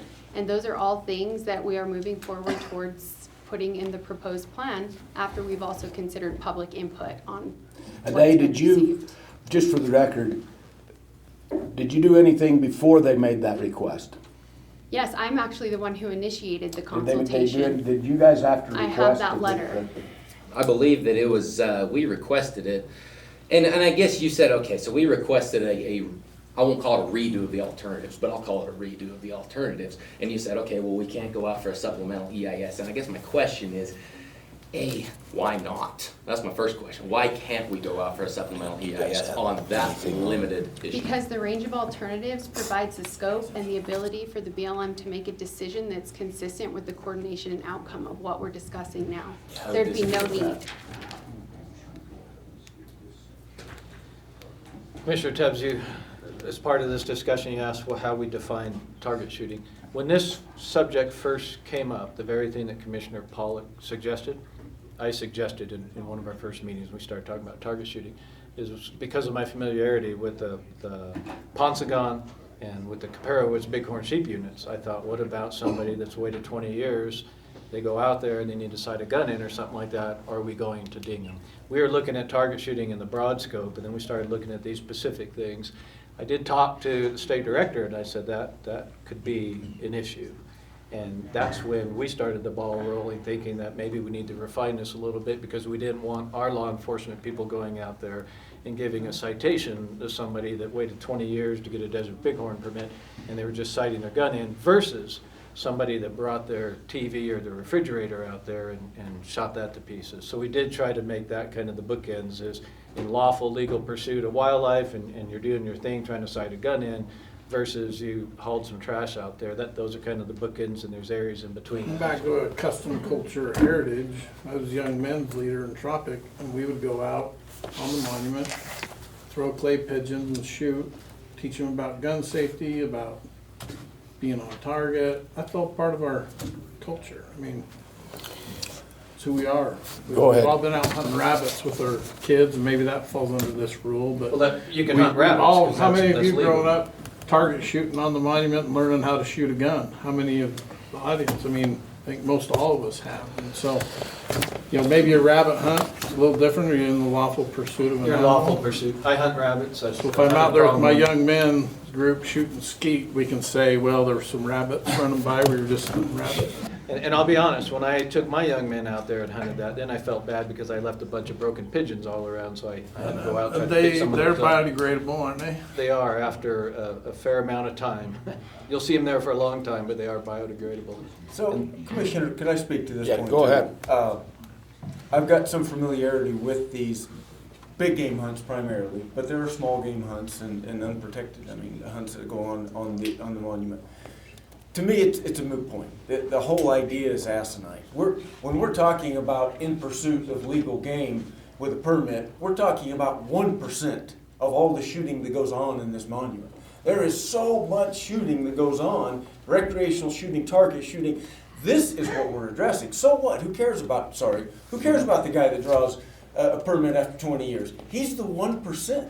Let's talk about the other 99 that big government, is taking away their right to use their land. To me, that's the real issue here. Let's not look at the exceptions. Let's talk about the overall overreaching principle of this.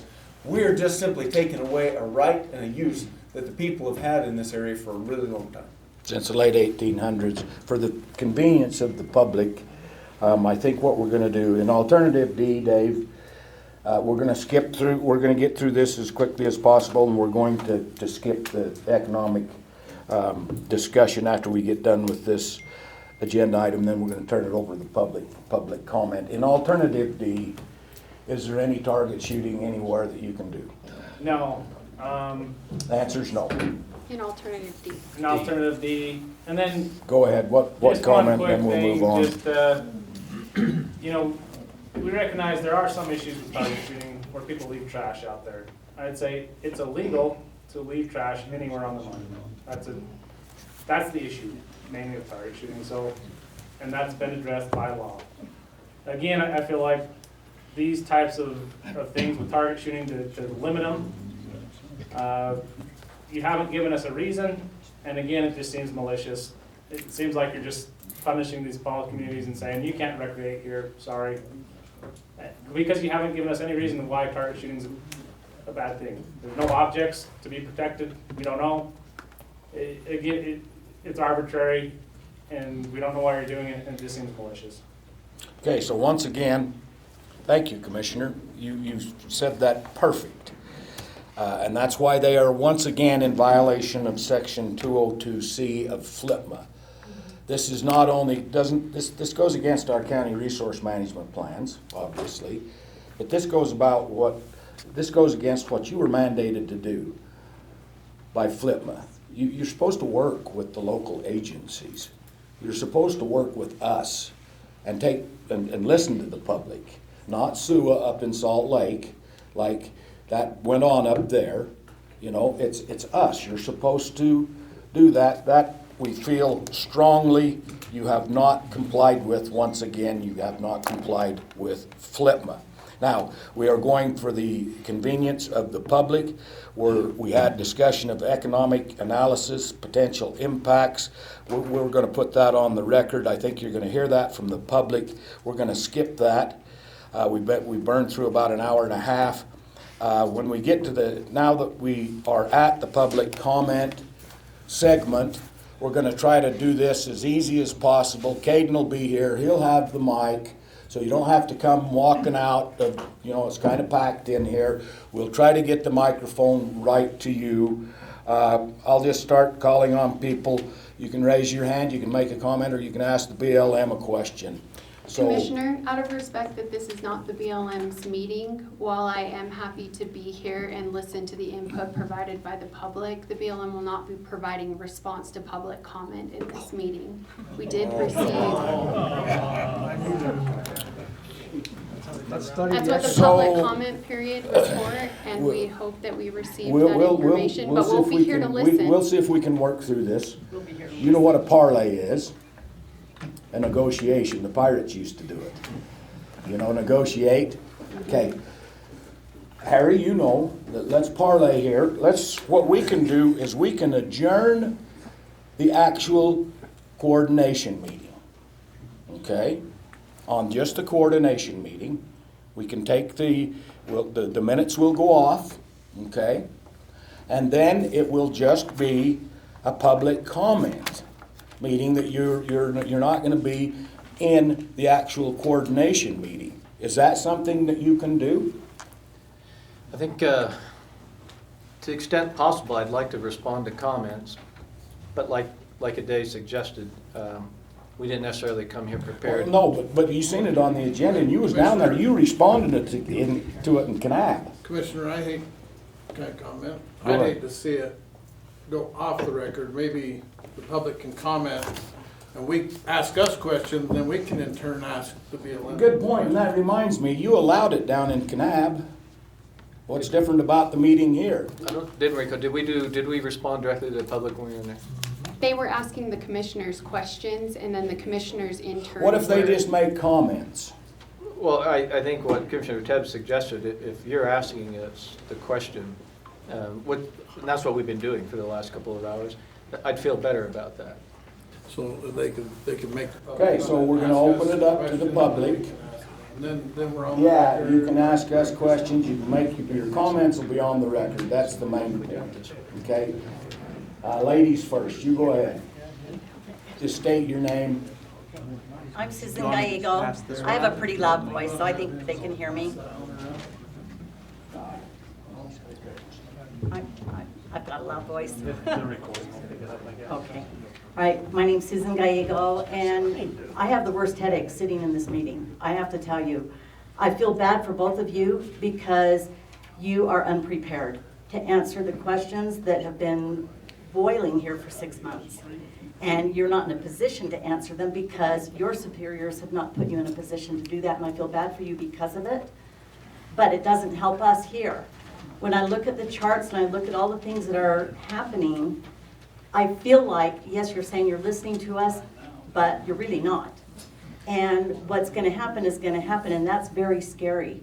I feel like Washington is controlling everything, and I have very little confidence in what Washington will do for us.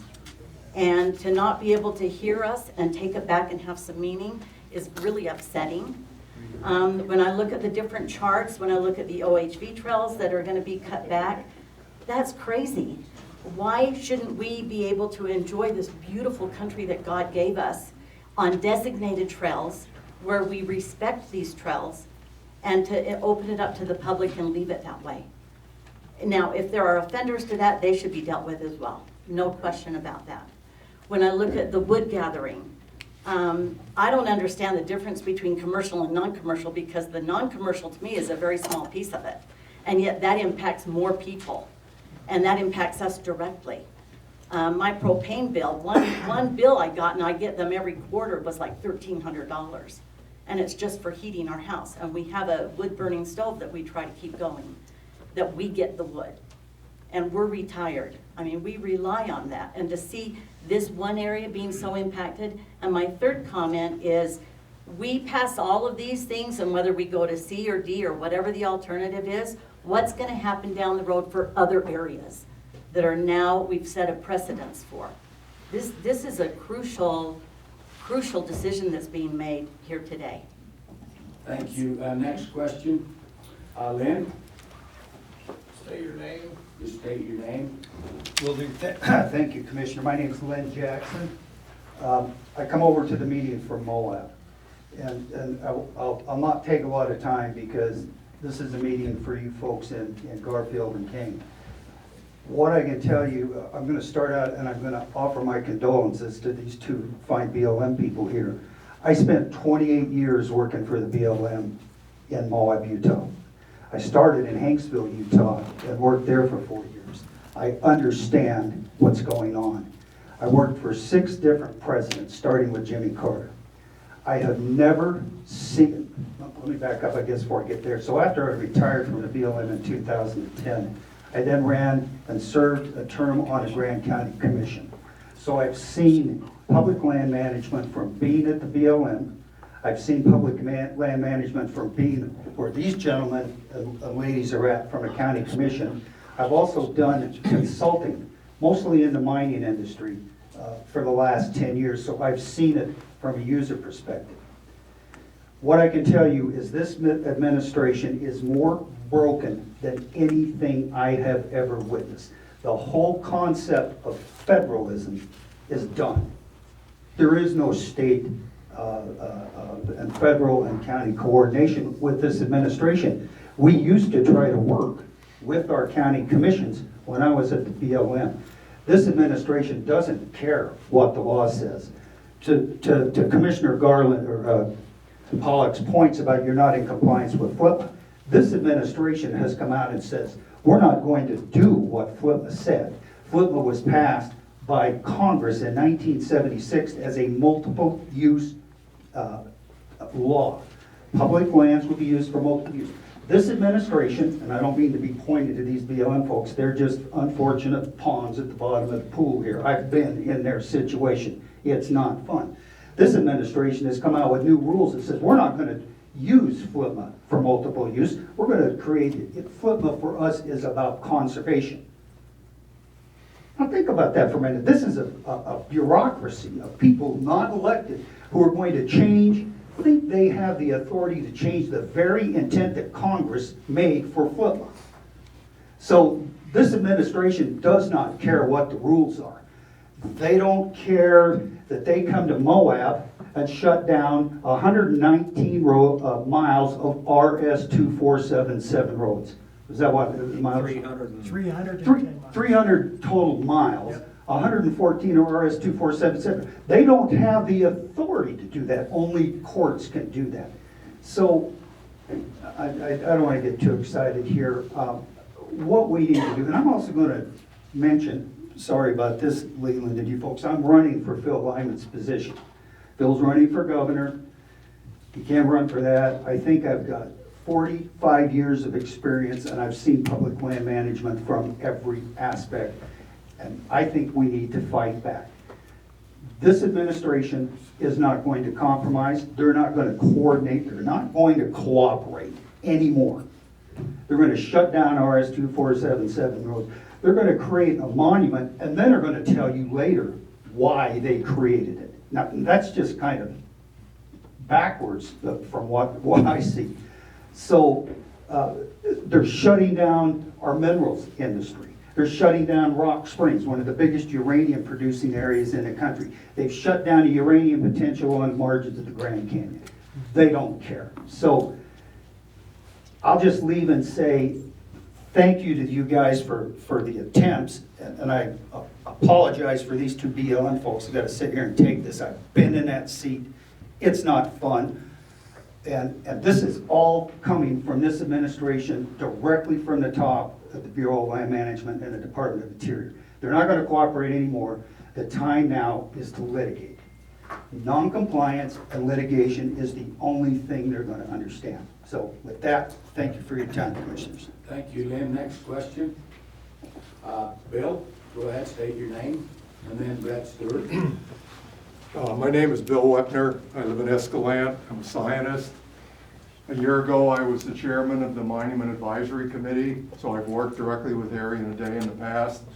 I see this from a different perspective. I want to make it absolutely transparent. I'm a grazing advocate. And I want to look you two directly in the eye. I am not going to accept and give you any slack on this. You're on the ground, you have a responsibility. You're the monument manager, you're the district manager. You've been involved in this process and have spoken very specifically to both of you. I would call this absolutely, you're confusing, you're making it laborious, you're making it tedious. You're making this too hard a process, and you're at the beginning of it. I would tell the congressional delegation, you need to go and talk to Deb Holland. If you need to get Josh Hawley from Missouri to teach you how to interview somebody and hold them accountable, then do that. This is absolutely ridiculous.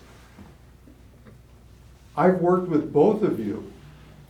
The Proclamation 10286 requires scientific-based decisions, which requires you to have a science plan.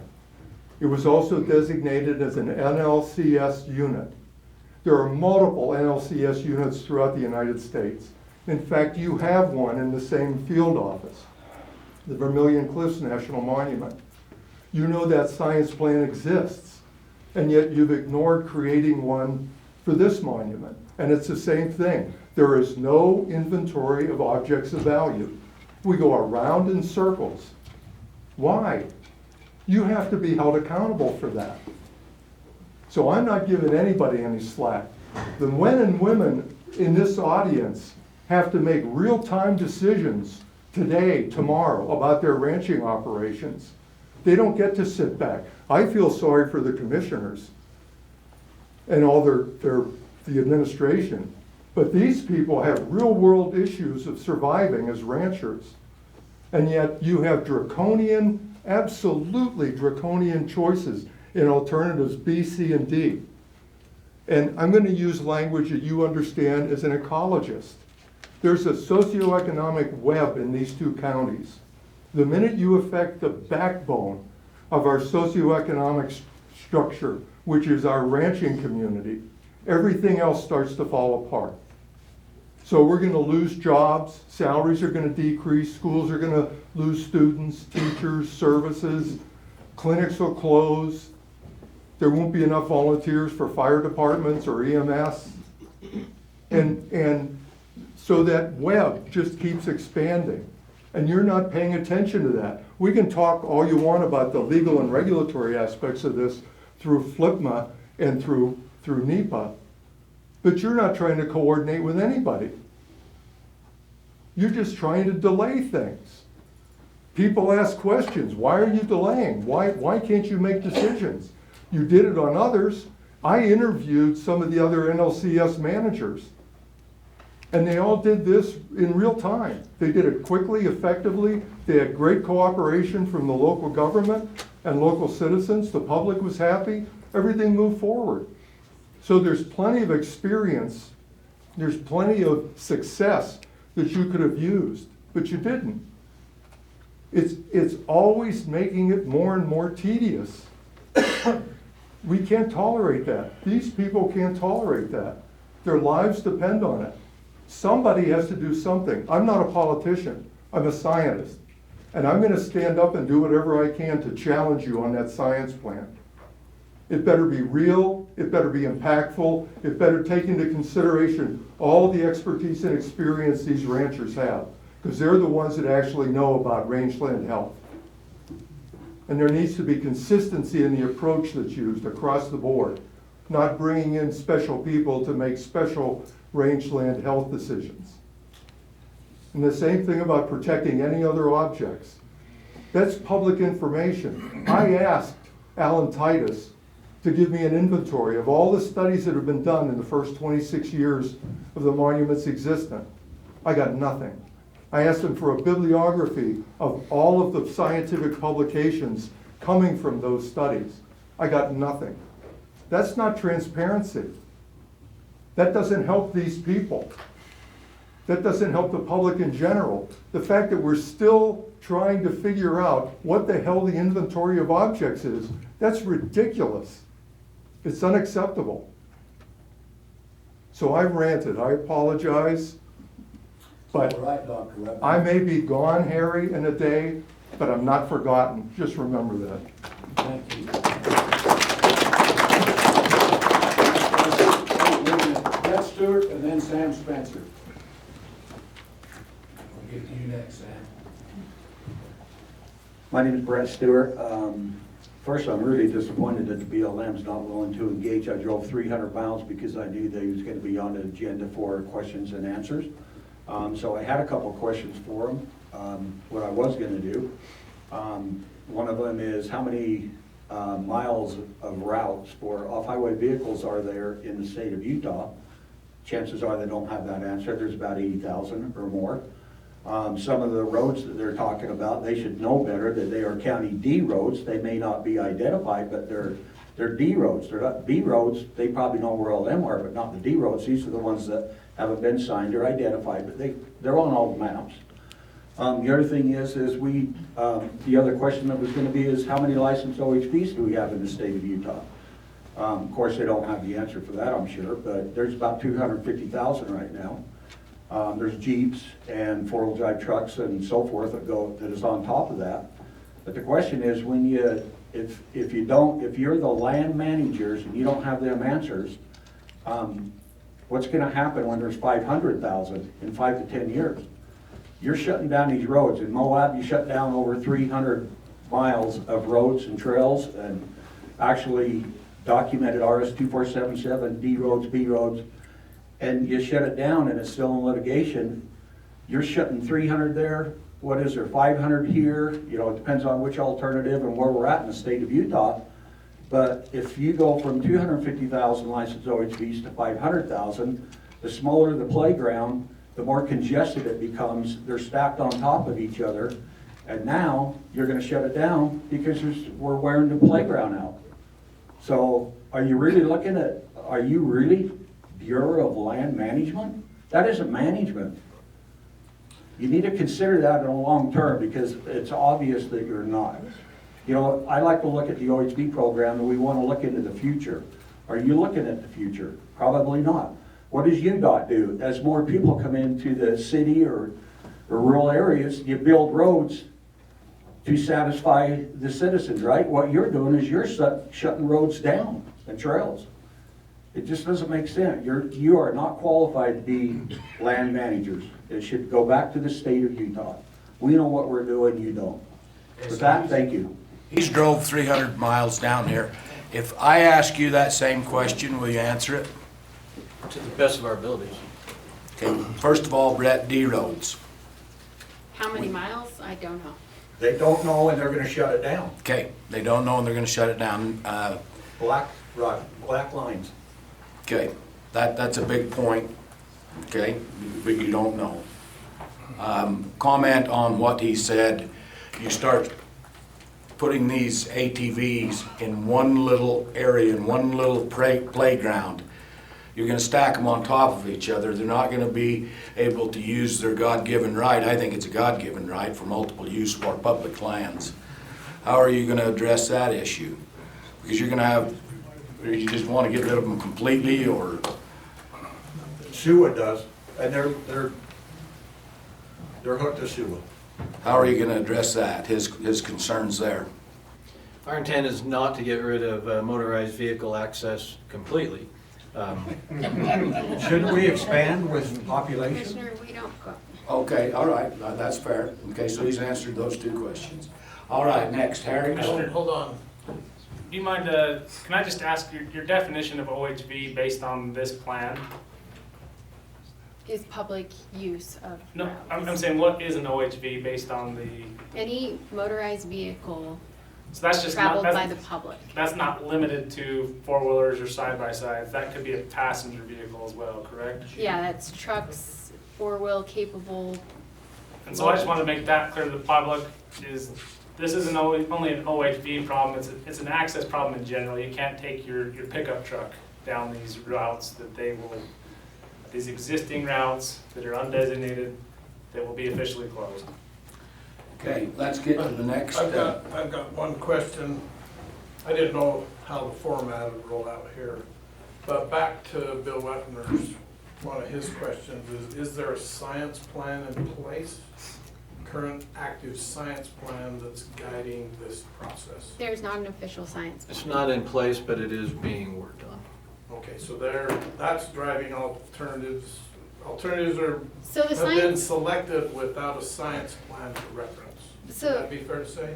we've had conversations. I don't know how many people sit in on the Monument Advisory Committee. I know staff probably have, and yeah. But there's a misconception on what the science plan itself is. The science plan itself is an internal, essentially administrative document identifying the process in which science permits would be accepted and then would go through a process of approval. It also identifies areas in which data is needed in order to fill data gaps. There are certain things that are involved in that. It doesn't direct or dictate any management action. It's the RMP itself that does that. Are there gaps in the data then because of this science plan? Do you feel like there are gaps in that process? Well, it's certainly identifying future areas in which BLM may want to focus their resources or working with the general public and soliciting additional opportunities for scientific research to fill in things that we just haven't had the opportunity to do. We always, as an agency, rely on the best available data, and if it's not available, we're trying to fill in those gaps to have it become available.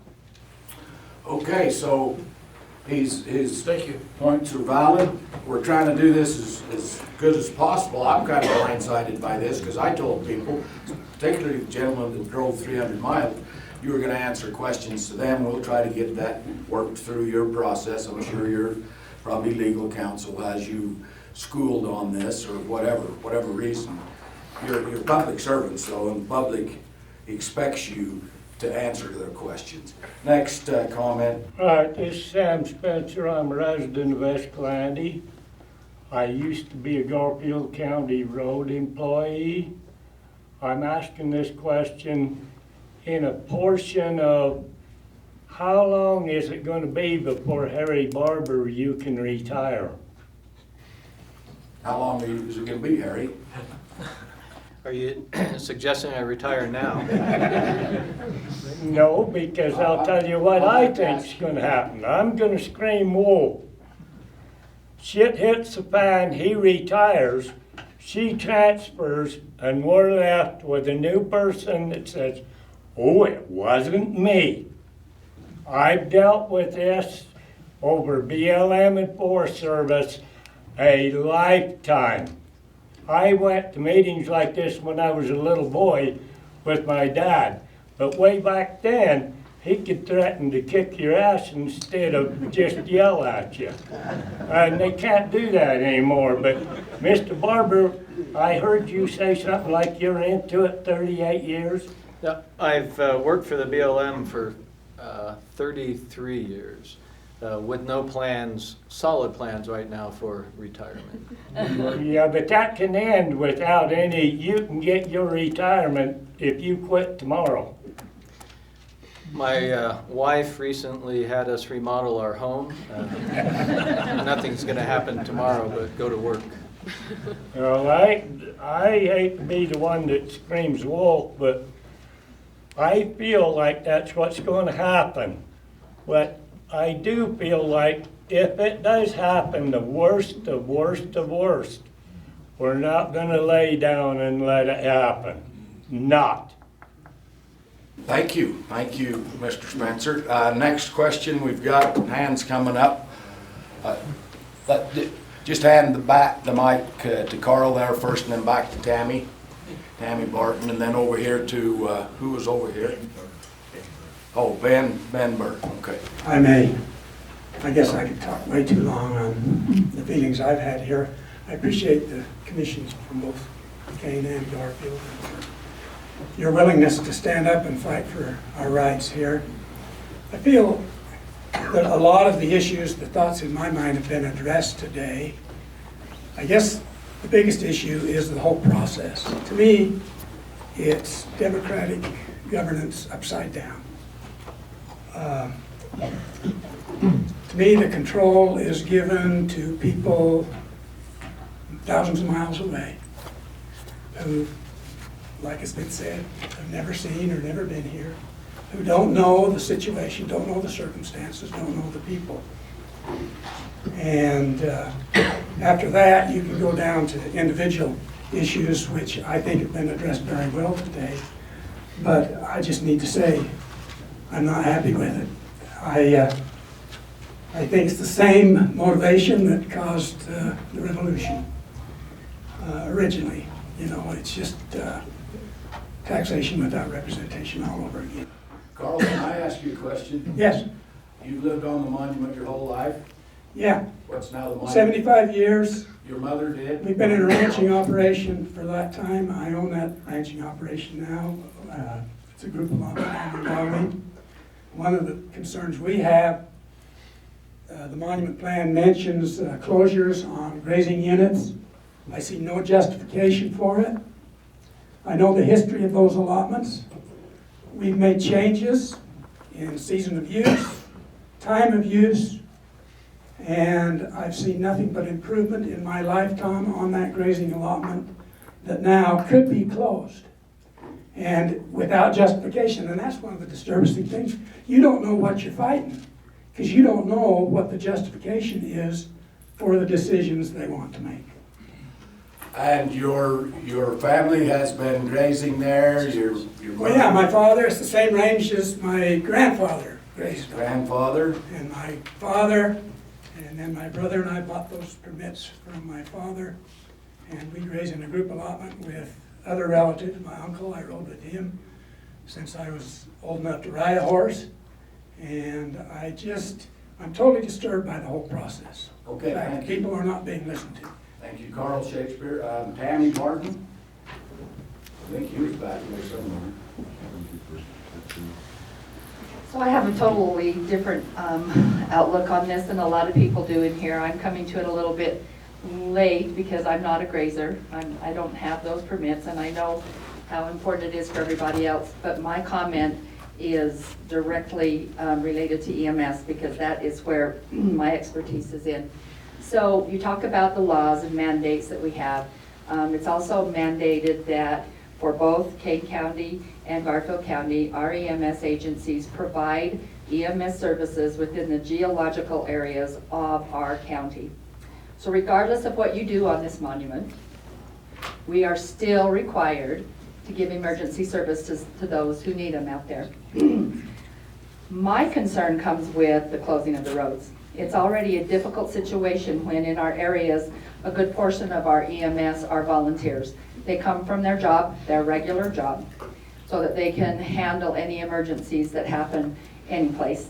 Oftentimes when we're called out on the monument, we're not looking at a half an hour to an hour. We're already looking at 4 to 5 hours on a run away from our regular employment. We have some employers that are very gracious to let us do that. They can't do that all the time. They need to have their employees working where they need to be working too. And those are not our only patients. So the more roads you close, the longer it takes us to get to a patient. Now I know one of the things that really bothered me as we were sitting here talking was I kept hearing the word objects. Protecting objects, protecting objects, protecting objects. I'm protecting people.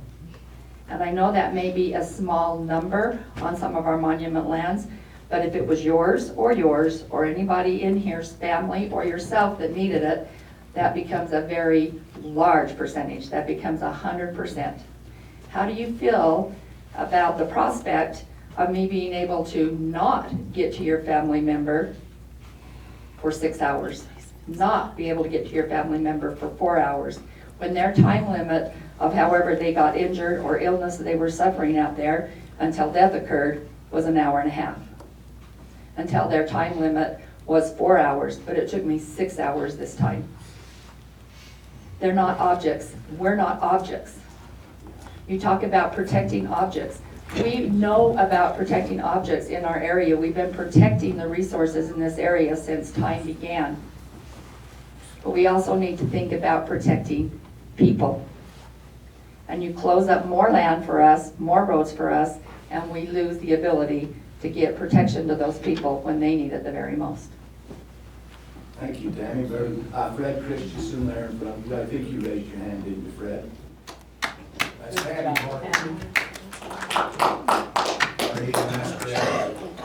want to thank the EMS. I was one of them that had to say it. I would do it Not fair. And also, I'd like to thank the commissioners for all the hard work they're doing, because we need to put a stop to this nonsense. I represent, actually, my name's Fred Christensen. I'm an ATV enthusiast or an OHV enthusiast. I've been involved with this. I started with the Paiute Trail system, helped develop that system. We covered 4 counties. We have 165,000 riders riding in the Paiute Trail system. And out of that, it generates $32 million for the local economy. As you look at here, now we're talking 2 counties. You take and split that in half, and with today's inflation, you could double that. So it's probably going to affect Garfield and Kane County by $30 million in revenue. So talk about economy, it hurt. I was in the Coca-Cola business, and I was servicing all this area and everything else, and tourist was a big issue. And you know, one thing about an ATV rider, we like to go back to our motels and sit down, and then we go over to the restaurant and we order a nice big juicy steak. Because we love our beef. So, anyway, you keep funneling us down into a trail system, and you keep taking away our roads, and you keep narrowing this down. And just like Brett said, you're going to be sitting in a little spot wondering what happened. We need to keep our public lands open, but we need everybody here fighting. We need to get involved with Blue Ribbon and Utah Plea and whatever, and start to help fight these guys. So, anyway, that's all I got to say is, we have trail counters and we've been tracking our trail system. We know what the usage is. I bet the BLM couldn't tell me what usage they got on ATVs down there, because they don't even look. All I think is they're destroying the property, and we're not. We're trying to develop it, and we go out and do the trash pickup. So, anyway.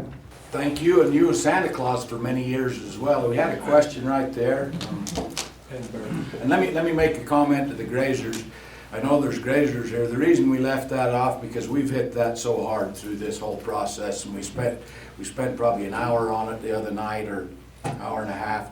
But during this process, we've hit that hard. We haven't hit these items here in the prior coordination meetings like we have in the past coordination meetings. Go ahead. Yeah, hey, so I'm Ben Burr. I'm the Executive Director of the Blue Ribbon Coalition. And I'd like to thank Fred for bringing up that you guys are keeping track of these vehicle counters and the economic activity that's going on there. And I just had a few comments about, first of all, the economic analysis. I mean, we have been reviewing the economic analysis that was done on the plan in Moab, where they just closed 300 of some of the most popular trails in the state. This would be like closing 30% of the ski trails up in Salt Lake and saying, oh, this is balanced and great. And this didn't affect the economy in any way. If you look at their economic analysis, the BLM, they want to show that these plans and these closures won't affect your local economy. And so they use, in Moab, they use a software program called IMPLAN. And then they modeled statistics based off of the visitation data in the area. And they determined that if they closed those 300 miles in Moab, that it would result in a loss of 7,000 visitor days out of 1.8 million. It's only 0.39%. It's not even a single percentage of lost economic impact to Grand County is what they determined. I don't think those numbers are accurate. I think they get probably 5 times that much visitation just to one trail they closed there, the Dead Cow Loop, and the dirt bikers that go there. So they're not basing their decisions on real on-the-ground data, it's statistical modeling. So I'd advise you as the county to make sure you have really good economic impact data to use. I don't know that that's being incorporated in your coordination efforts, but in Moab, that it just didn't make any sense. And then if you look at that and say, oh, well, if you're only reducing use by 0.39%, they're claiming this plan is spectacular and it's resulting in all these environmental gains, that they're saving the bighorn sheep and they're saving the riparian areas and the cultural resource and all these things by reducing 7,000 out of 1.8 million visitor days. No offense, but you guys aren't that good at your jobs to surgically target the 7,000 users that are causing the alleged impacts through a blanket closure of hundreds of miles of routes. And so you can't have it both ways as the BLM. You can't have no economic impact, but substantial environmental gains. But that's what they're claiming they achieved in Moab. And so we would need your help at the county level to make sure you guys have legitimate economic data to back that up. And I also want to point out that it's odd to us that we're seeing a lot of the environmental groups closing campsites, closing roads on the monument right now while we're still going through a planning process. I'm not aware of any categorical exclusions or implementation NEPA actions where they would justify any change in current management, but we do know that closures are occurring. We're seeing the environmental groups celebrate these, and I have questions about that. I would hope that the county's coordinating with the BLM about those closures. Mr. Burr, how many miles did you drive to get here to this meeting? 100 maybe? I don't know. Where do you live? New Harmony. New Harmony. Lynn, how many did you drive? 250. Brett, 300? 250 to 300. Okay, now, and back to the grazing thing, I didn't mean that you can't comment or make a comment. I'm just telling you why we don't have that. We've already hammered it really, really hard, and we're continuing to hammer that. And access ties right into The ranching and access to your resources. Even though they'll say it's under administrative, you can use it. If they till up any of those roads you use where you drop a salt block or anything, that directly impacts you. Okay, we've got, Joe, is that you back there? We got 3 in the back. And just pass it around, all you 3. I'm Joe Orman. One of the questions I got when we're talking about OHPs, is that including this electrical bike thing we got out there now? It's a motor. It is motorized. Question. So you want to ask that question? I'm asking that question. Does that include that? It does. Well, so, yeah. Yeah, Joe. Electric bikes, yeah. What about electric cars or trucks? Motorized. There's a motor. So if they're electric, If it's not self-propelled. yeah, Joe, it does. Okay, go ahead. Great. The other concern I've got, the majority of our people in Garfield County are volunteer search and rescue. We're getting so damned old we can't walk. So how are we gonna go out there and help anyone out if we close all these trails down? I mean, to me, it's a major concern. Ties right back to what Tammy was saying. We're talking about lives. I don't want your Indian artifacts. I've never picked one up in the state of Utah. Probably the only one that can say that, but I haven't. It's because you guys got them first, but again, I want to thank both county commissioners for working so hard to maintain our public lands. I feel that we have people up in Washington that can't even spell Utah. They're trying to dictate how we're going to operate. I'll get off my soapbox. Thank you. Thank you, Joe. Next question. My name's John Williams. I live here in Panguitch, and I just have a question. On the travel management, C and D, if that was either one of them was implemented, then there's no reason for the other stuff because you can't get to any of the little green areas because it's red around everything. Am I looking at it wrong or? No, right. Can't do that. Good I mean, question. you look at all that that's closed, just like the wood gathering stuff, there's little green dots in there, but Can't get to them. they're getting what they want. You can't get to them green dots. If I'm looking at it right, I just don't understand it. Not playing.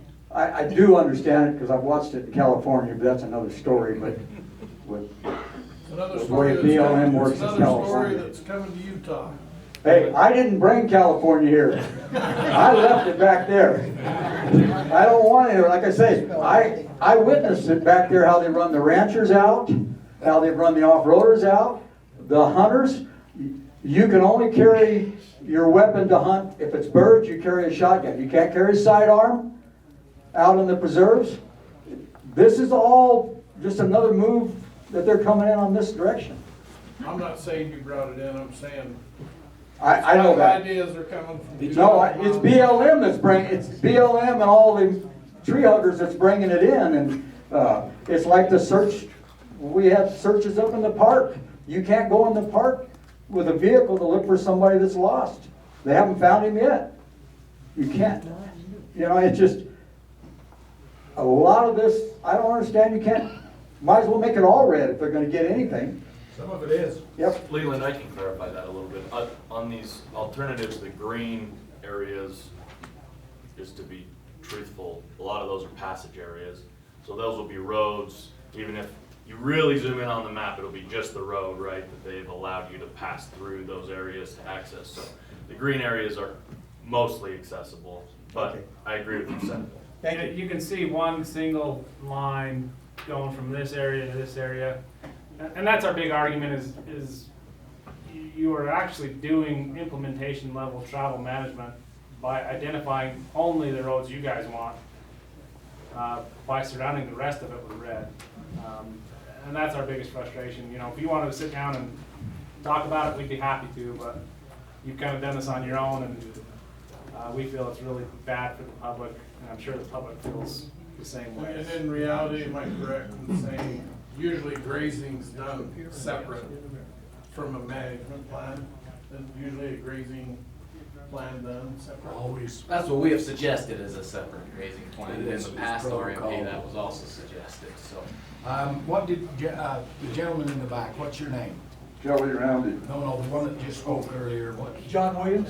John Williams. John Williams, for the record, okay. Well, we appreciate you understanding now that you come here, you don't want to change things, because what you're saying is they ruined your state, and you don't want this state ruined, correct? Definitely, I knew that before I came here. That's why I exactly. came here. Okay, sir, go ahead. My name's Kelly Roundy. I live in Boulder. I've been here since 1979. I bought the ranch over there. I've been on that. My concern today coming over here was I don't understand. I'm disappointed in the whole process. I've been to some meetings for years, and when they put NEPA and some of them in and had the coordinating provision in it, my idea was that you were to get with the county commissioners and the local government and preserve the custom, culture, and economy of the local people. And the BLM and Forest and everybody, they don't do that. They make the plan like they did this, and then they send it to you and say, we'd like you to cooperate. We'd like you to be part of this. You should be in on the planning of it before it becomes an action if it's true coordination. And that's the reason that now you don't know what the object is. I don't know what the object is. I'm not sure there is an object. It's imaginary until they produce one. So that's not there, and they haven't decided what it is yet. They will when they decide how bad they want to control you. And that's what the environmentalists and the government agencies do, is they want to control you. Otherwise, you'd know what's going on if it was truly coordination. And as for that travel map that they got up there, I just wanted to comment on that. It doesn't look too bad to me if they have the people that are watching our southern border guarded.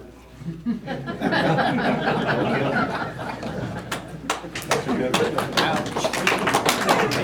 other questions or comments? Todd, you drove 100 miles to get here.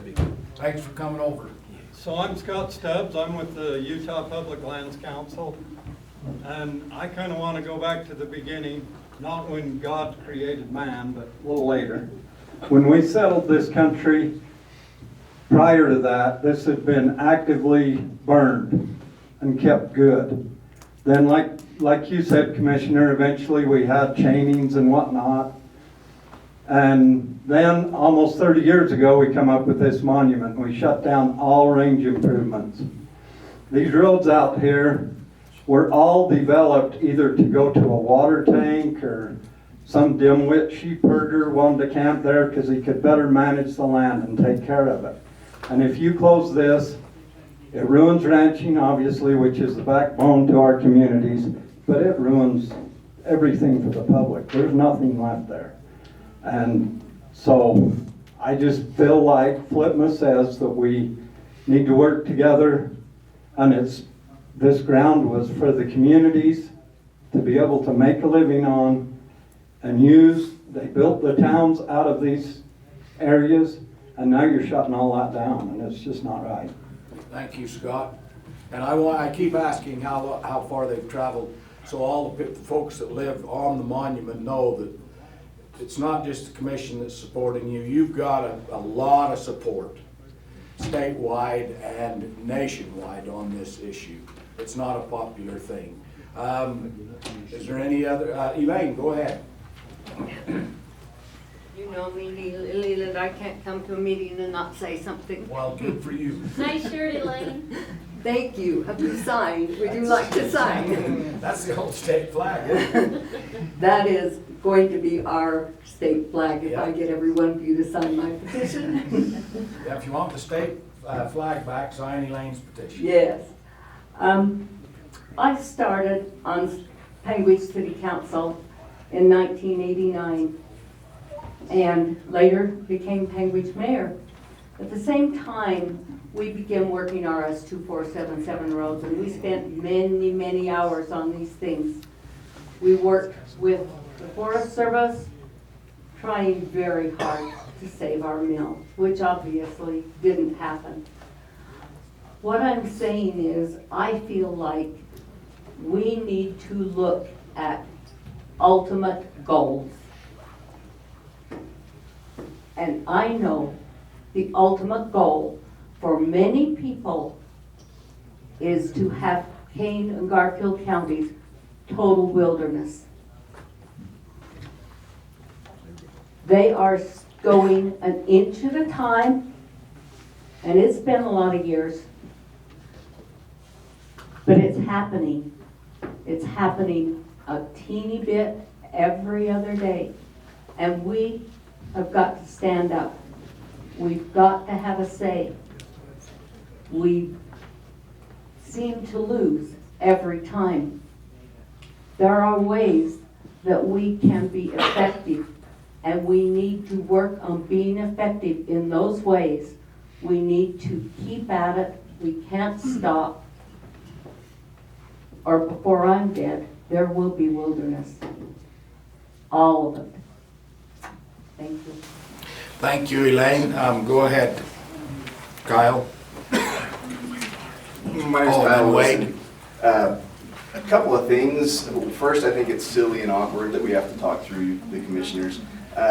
Second, I think that notwithstanding applause and a pat on the back for doing good work analyzing public comments, we can all agree and state objectively that that cooperation, consultation, coordination has simply not been observed per FLIPMA and NEPA.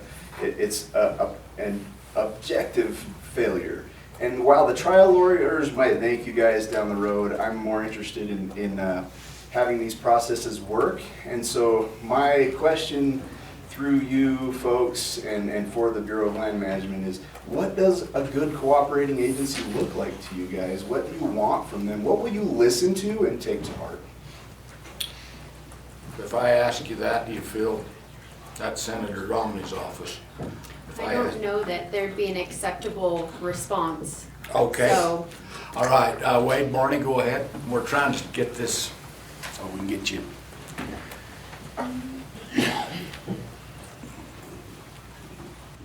I don't wish to ask a question, but merely make a statement.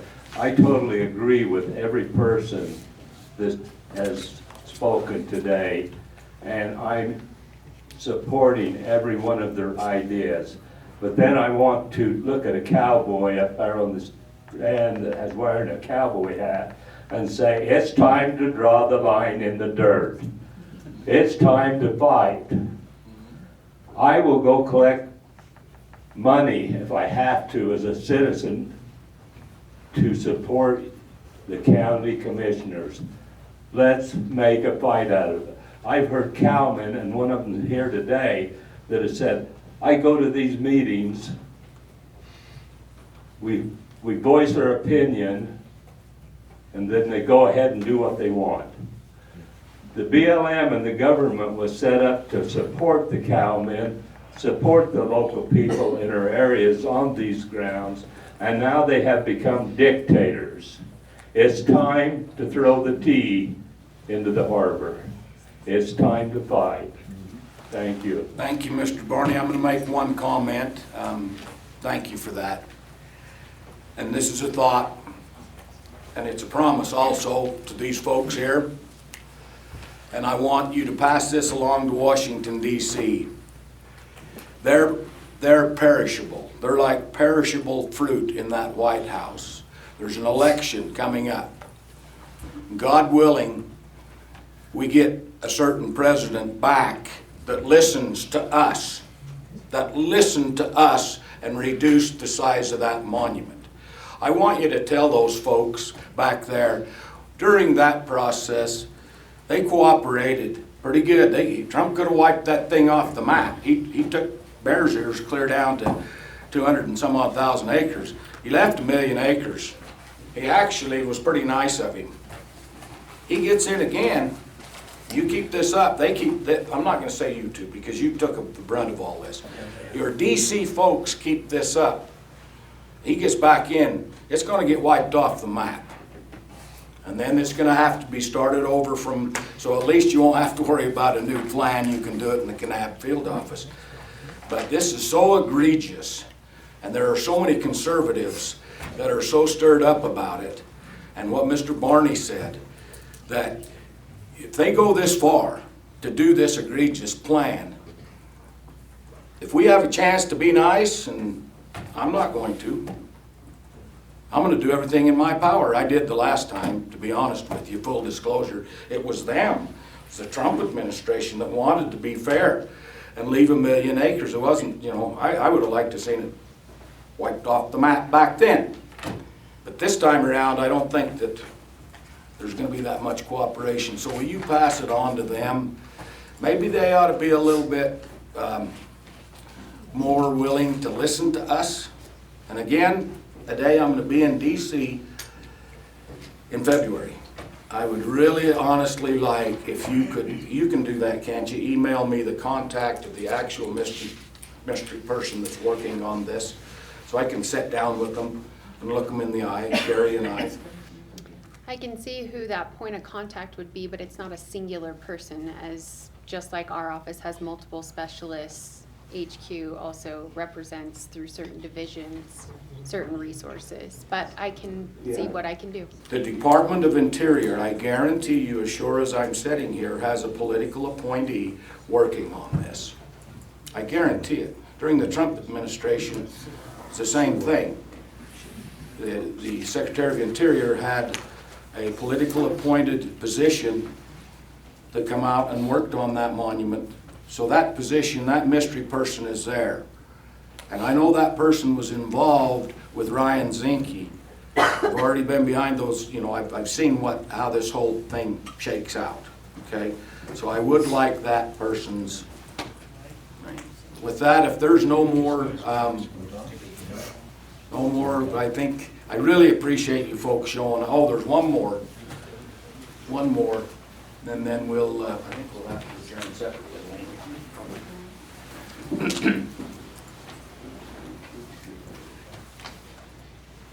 I was going to be quiet because we're kind of outnumbered on the way.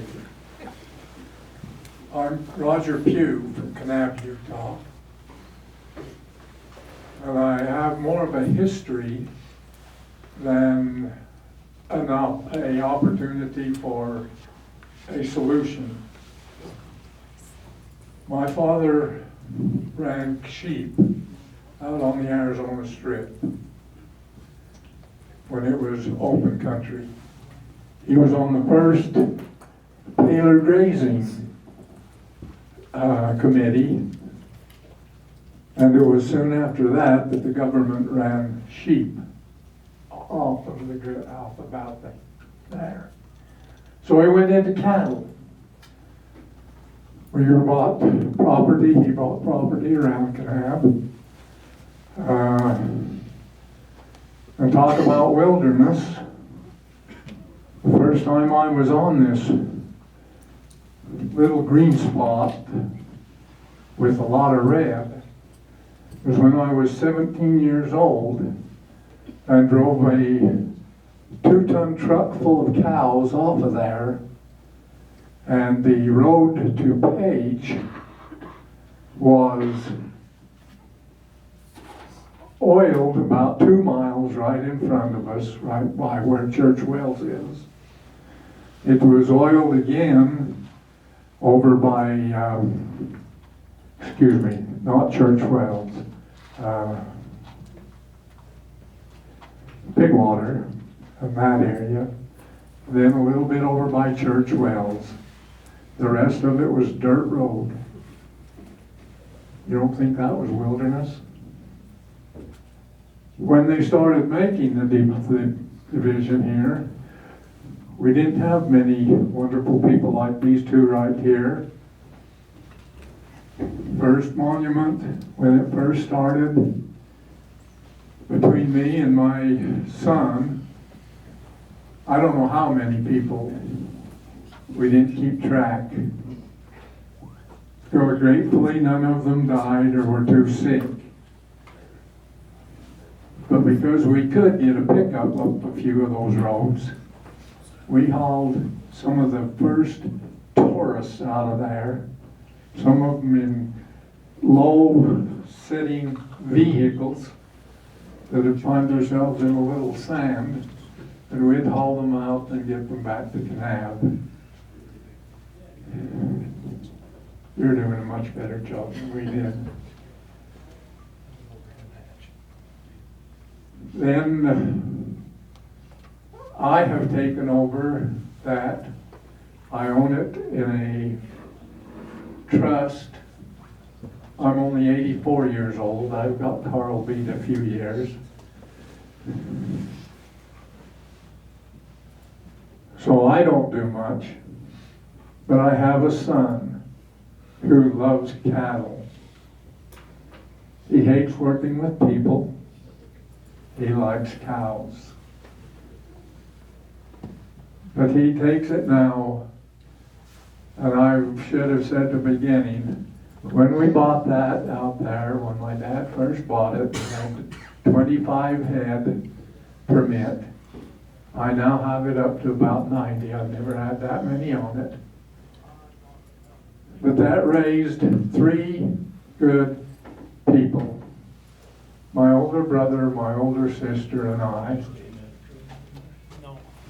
And that was his family on those permits down by Alton and some other permits. I retired from school teaching, ran the ranch for about 30 more years, and now my son runs it with a full-time state road job and this on his spare time from here out to there. We've seen many changes. We've seen it go from a wilderness, a real wilderness, to enough opportunities through working with BLM, working with the government to get water systems, to get corrals, and other necessary things to run cows.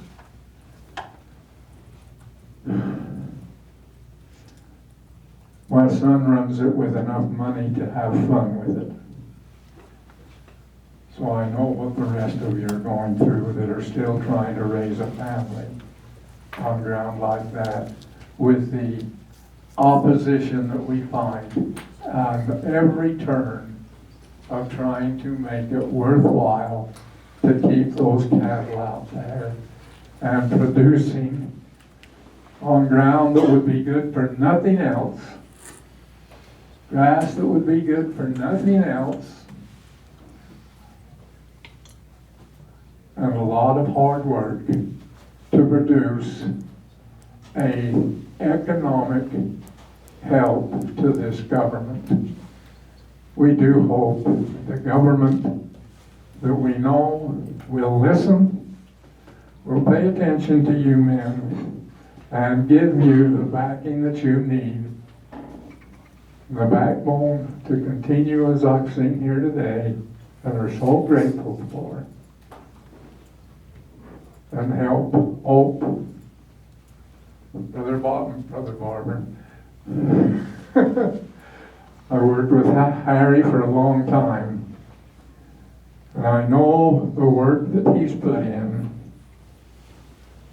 throughout this time. Many times helpful, other times his hands have been tied, as I feel they are now, and I feel sorry for him.